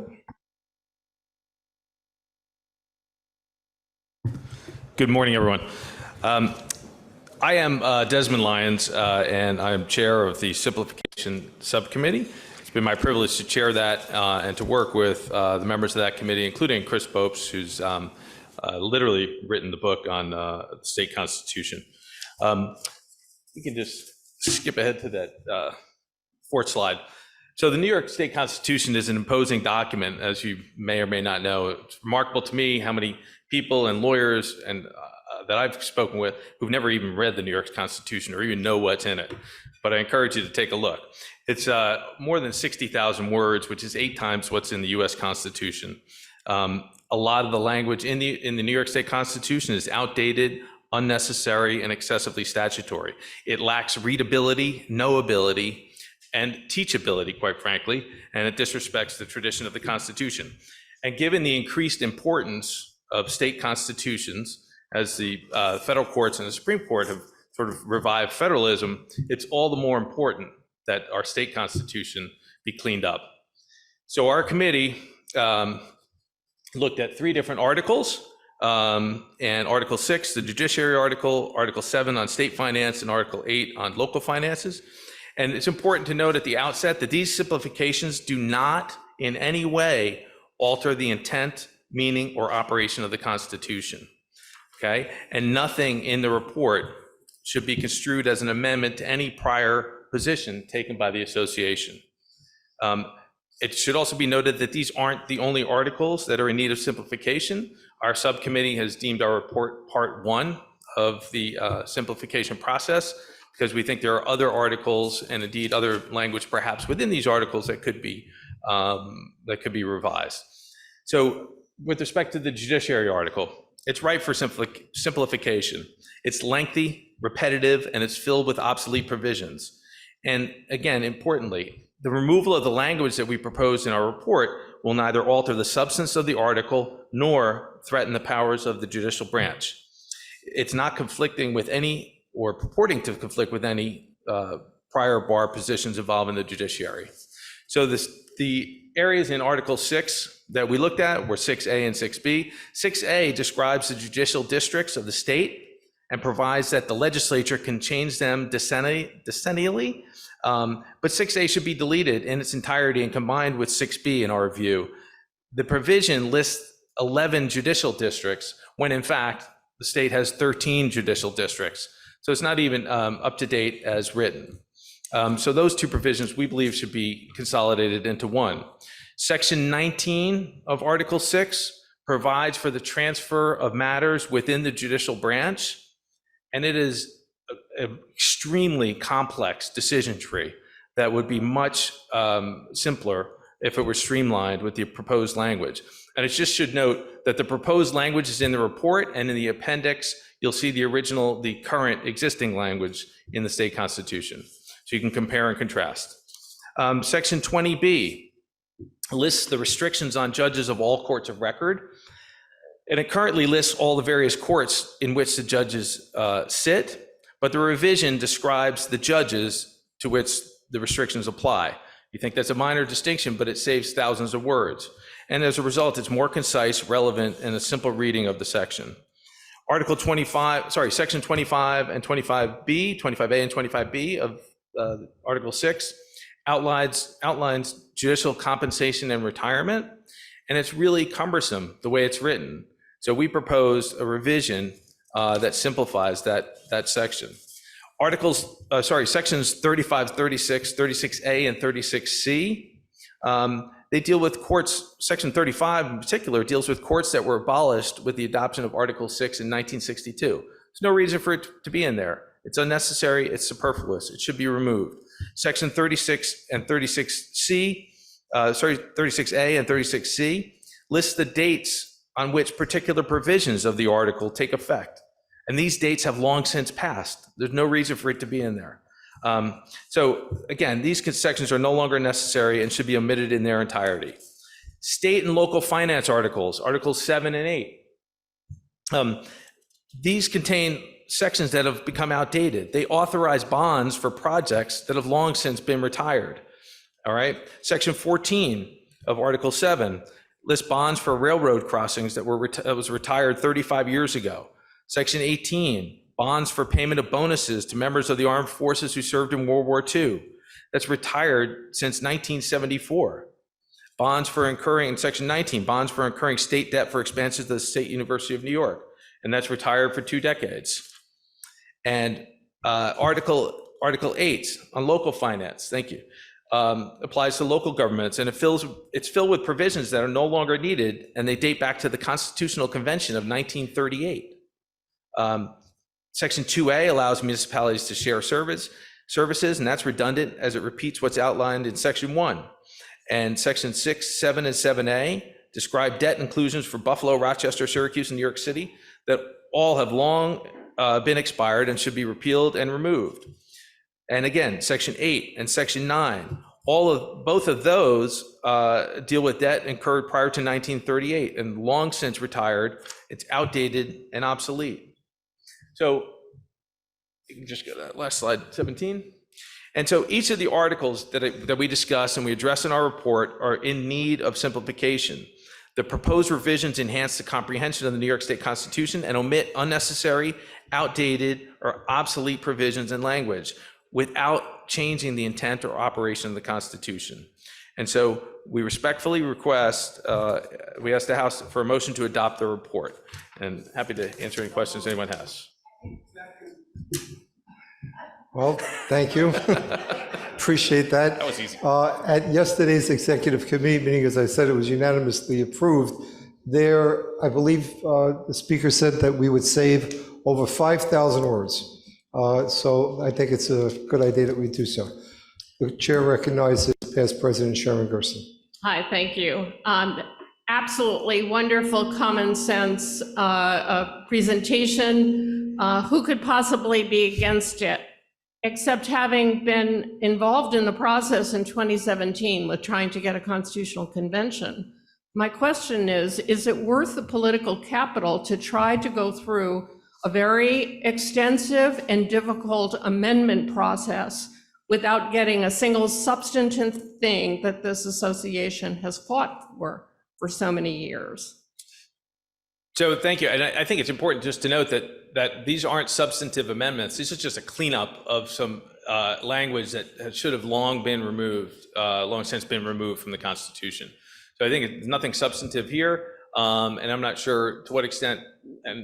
I understand that. That's my question. Do we go through this very long and extensive and difficult process to only get cleanup without getting some of the very important changes we are already on record endorsing that are sadly needed in this state? That's my question. Like streamlining our courts, for example. But there are other provisions of the Constitution that we are on record of saying need to be changed, that we're basically, if we go through the process to get a non-substantive change, no matter how efficient and smart it is it really worth our political capital to do that? That's my question. Well, I'll leave that to all of you to decide, but the committee felt that it was important to clean up the Constitution first, and then perhaps it might be better to address some of the substantive issues after.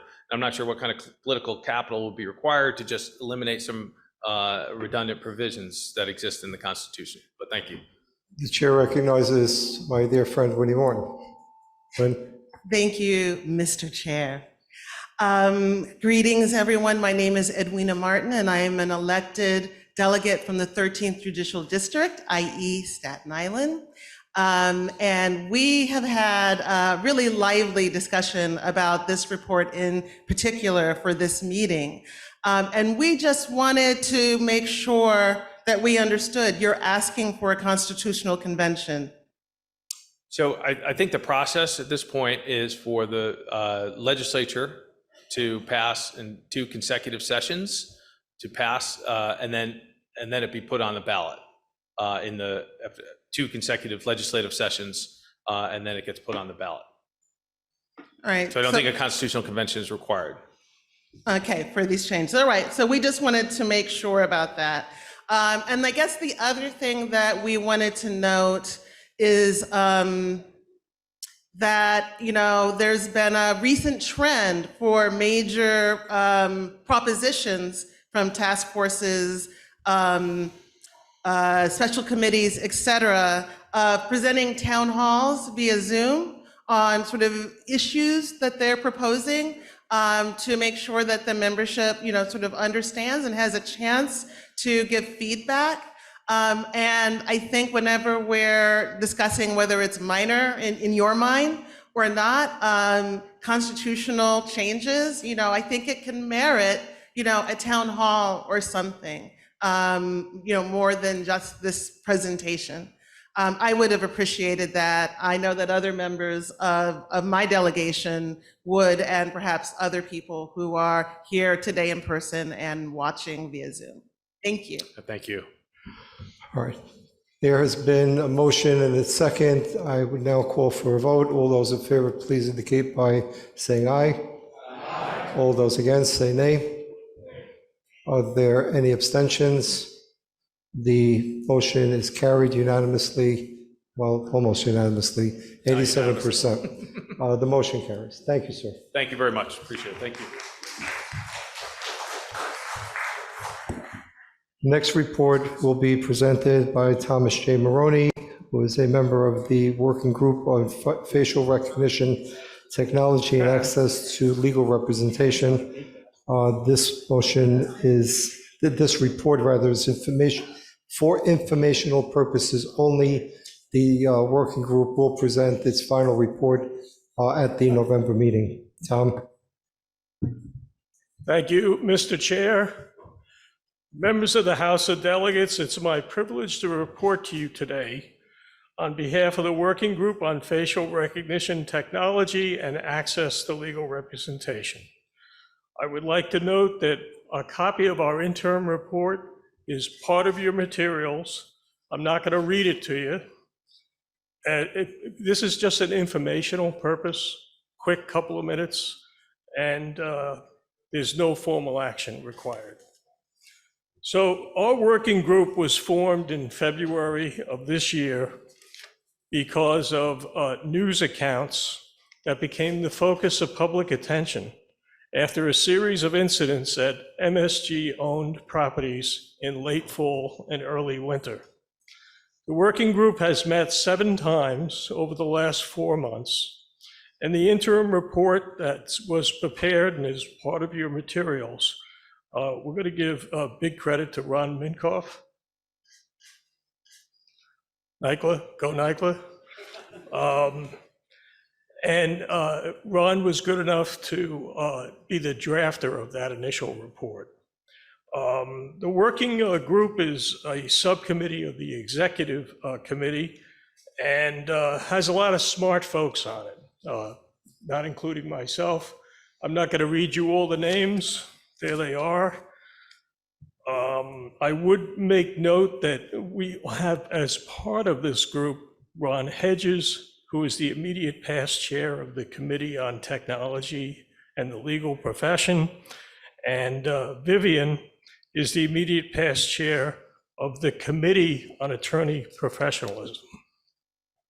I also want to thank NYSBA Policy Director Hillary Jockamans, thank you, and Deputy General Counsel Tom Richards for their great work. The mission statement. I am not going to read this to you. It's part of your materials. But I just want to talk about three things. First, the proper use of facial recognition and other biometric technology.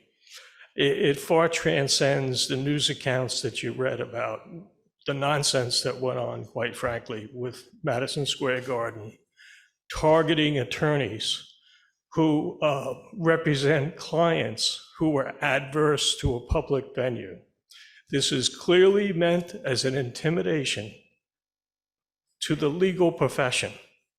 And we're just not speaking out now just on behalf of our members, but on behalf of the entire legal profession, but also on the general public, because what can be used against lawyers today can be used against anyone tomorrow. So we thought it was an important consideration. Second, as Madison Square Garden Entertainment's actions have shown, facial recognition technology represents a special and a unique threat. And I think we can get lost in the legal issues and the weeds, but one thing is for sure, that if you read those news accounts, what happened there was wrong in the implementation of biometric use as it was used by Madison Square Garden. It's our job as an association to speak out loudly and proudly against something as wrong as what happened to those individuals in those news accounts.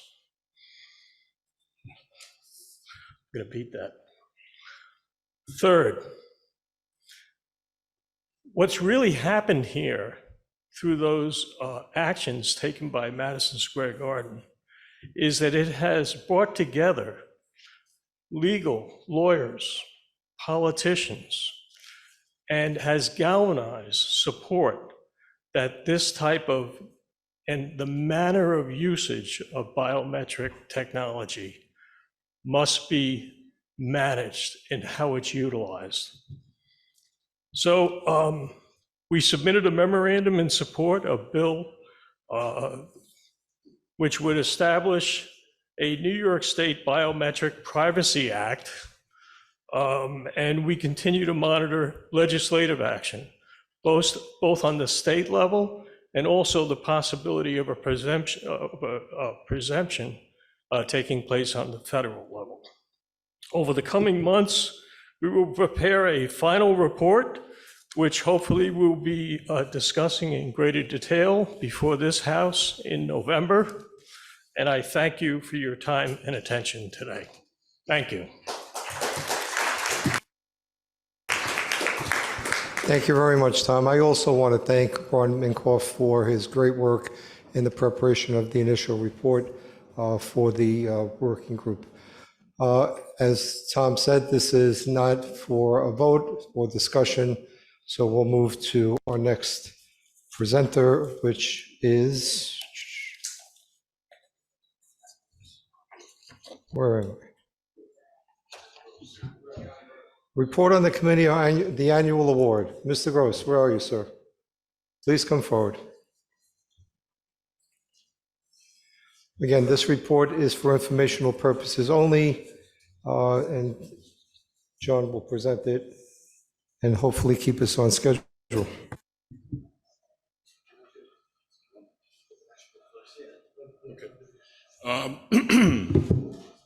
The Committee on Awards considers every year candidates for the award of our gold medal. Our gold medal has been awarded to past presidents, secretaries of state, Supreme Court justices. It's a very important award. And I'm pleased this year to announce that the award will be to Secretary Jay Johnson, who's a true New Yorker. He was United States Secretary of Homeland Security, as you know, during the Obama administration. He served as General Counsel to the Department of Defense. He served as General Counsel to the United States Air Force. He is a true blue New Yorker, grew up in Wappingers Falls, and has accepted our nomination. We're looking very much forward to the award, which will be at our annual meeting, and the president has a few words to say about the annual meeting.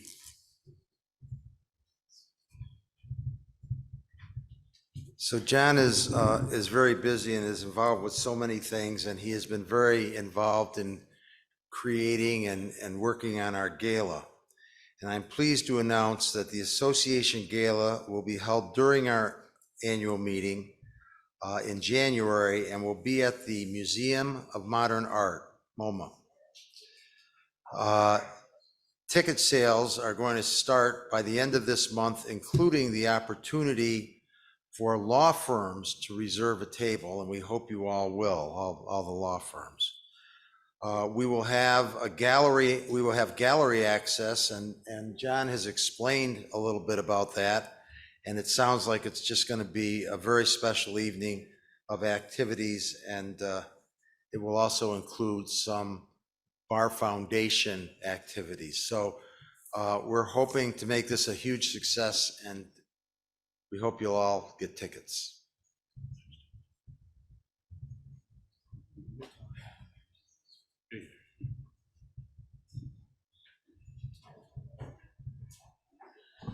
Thank you very much, John.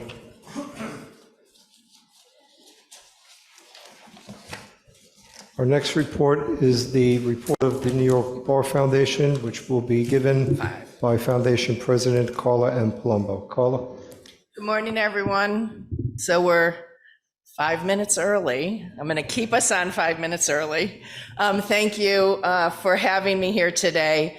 On behalf of the Board of Directors of the Bar Foundation, I do want to congratulate Dick Lewis on starting your term as President of the Bar Association, and Domenick Napoletano for starting his term as President-elect. I would like to thank Sherry Wallach for her very successful year this year and for all her support of the Bar Foundation. We do have some leadership news at the Foundation. I want to thank Marty Minkowitz, who has been our treasurer for, I don't know, maybe a million years. His wise and prudent guidance has kept us fiscally stable and viable. And we welcome Bruce Lawrence as our new treasurer, and Bill Russell is our new assistant treasurer. So I really look forward to working with all the new leaders as we move forward in our partnership between the Bar Association and the Bar Foundation. I'm very excited to announce that we have engaged the services of CCS Fundraising to help us create a viable and very important fundraising strategy that will help us not only grow and make the foundation more stable, but also grow our fundraising, our grant-making capabilities that will support the community and that will support this association. We've made a commitment of significant resources to engage with them. We have started the process. They will, I believe they should have a report to us or a final fundraising strategy, strategic plan by the fall. And I look very much forward to working with the Foundation's fundraising team and with folks at the association to help us accomplish this. In, let's say, other news, we did attend the Court of Appeals Day for our Catalyst Fellows. I was happy to be joined by Dick Lewis and Sherry Wallach to greet the fellows. Sherry and I were both able to talk about the importance of public interest law from our own personal perspective, how we got to where we are, and how we hope that they would all consider a continued path in the area of public interest. It was really nice to see that we had law students from across the entire state, from all 15 law schools. This Catalyst program is very important. It helps first-year law students gain real practical legal experience. It provides them with a $5,000 stipend.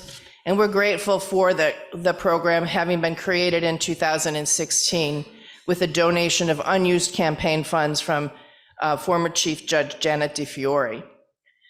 The foundation has been honored to administer this program since then.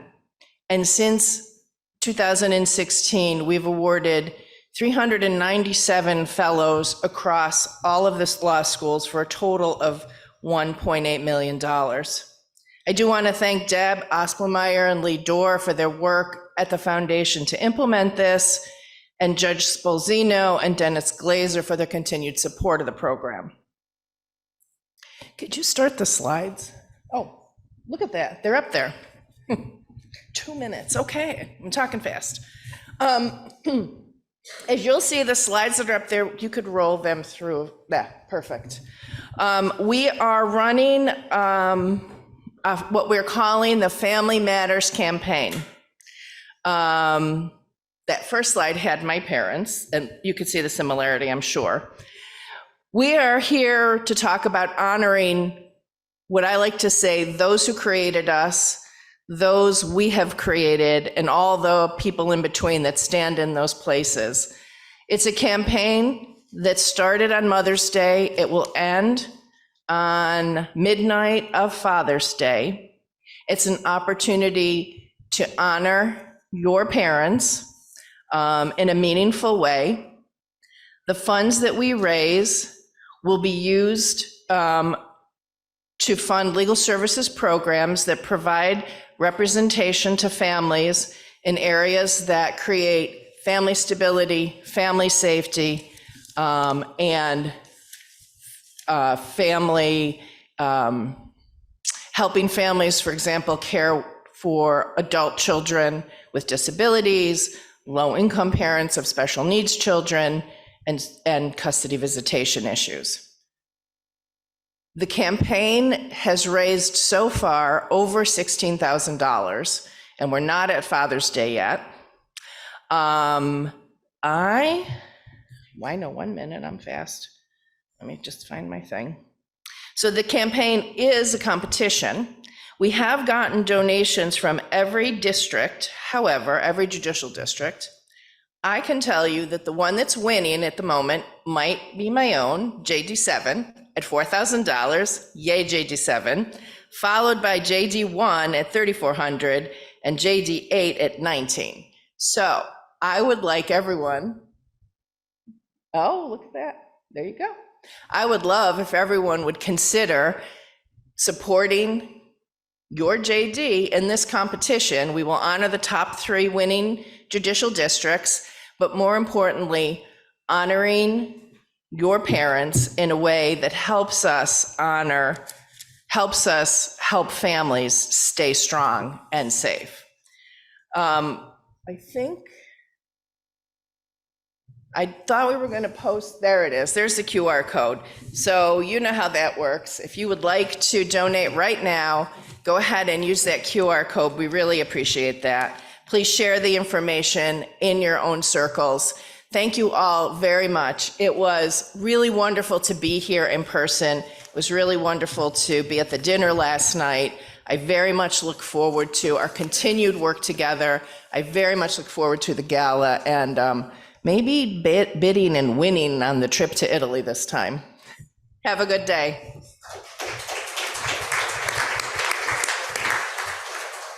Thank you very much, President Palumbo. Our next order of business, we're on time. There are some administrative items that we need to clear up. The bylaws require the House to ratify appointments to the Finance Committee after confirmation by the Executive Committee.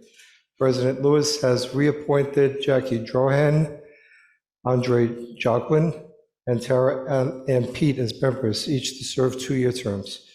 The Executive Committee confirmed these appointments yesterday. May I please have a motion to approve the appointments? Is there any discussion? There should be none. I would now ask for a vote. All those in favor say aye. Aye. All those against say nay. Are there any abstentions? This motion carries unanimously.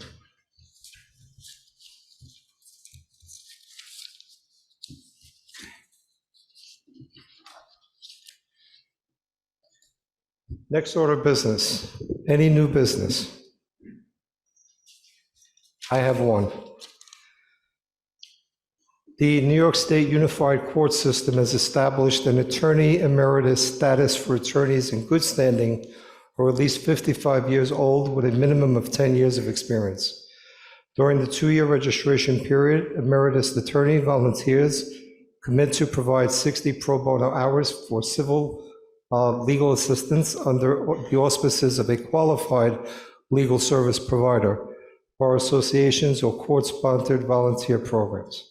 The program has been developed and supported by the Racial Justice Pro Bono Model Practice for host organizations and the AEP volunteers, and they will soon launch a website.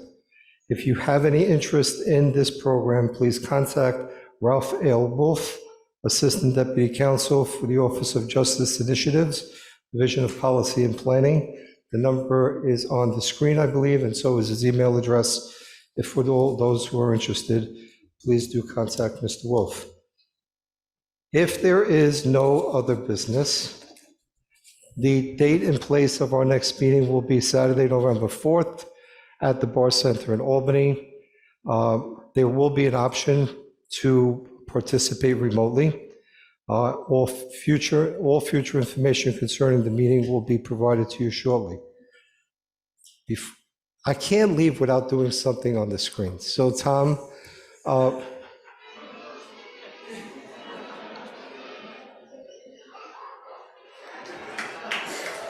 so may I please have a motion to adjourn? May I please have a second? Thank you very much. Great meeting, and we are well before time.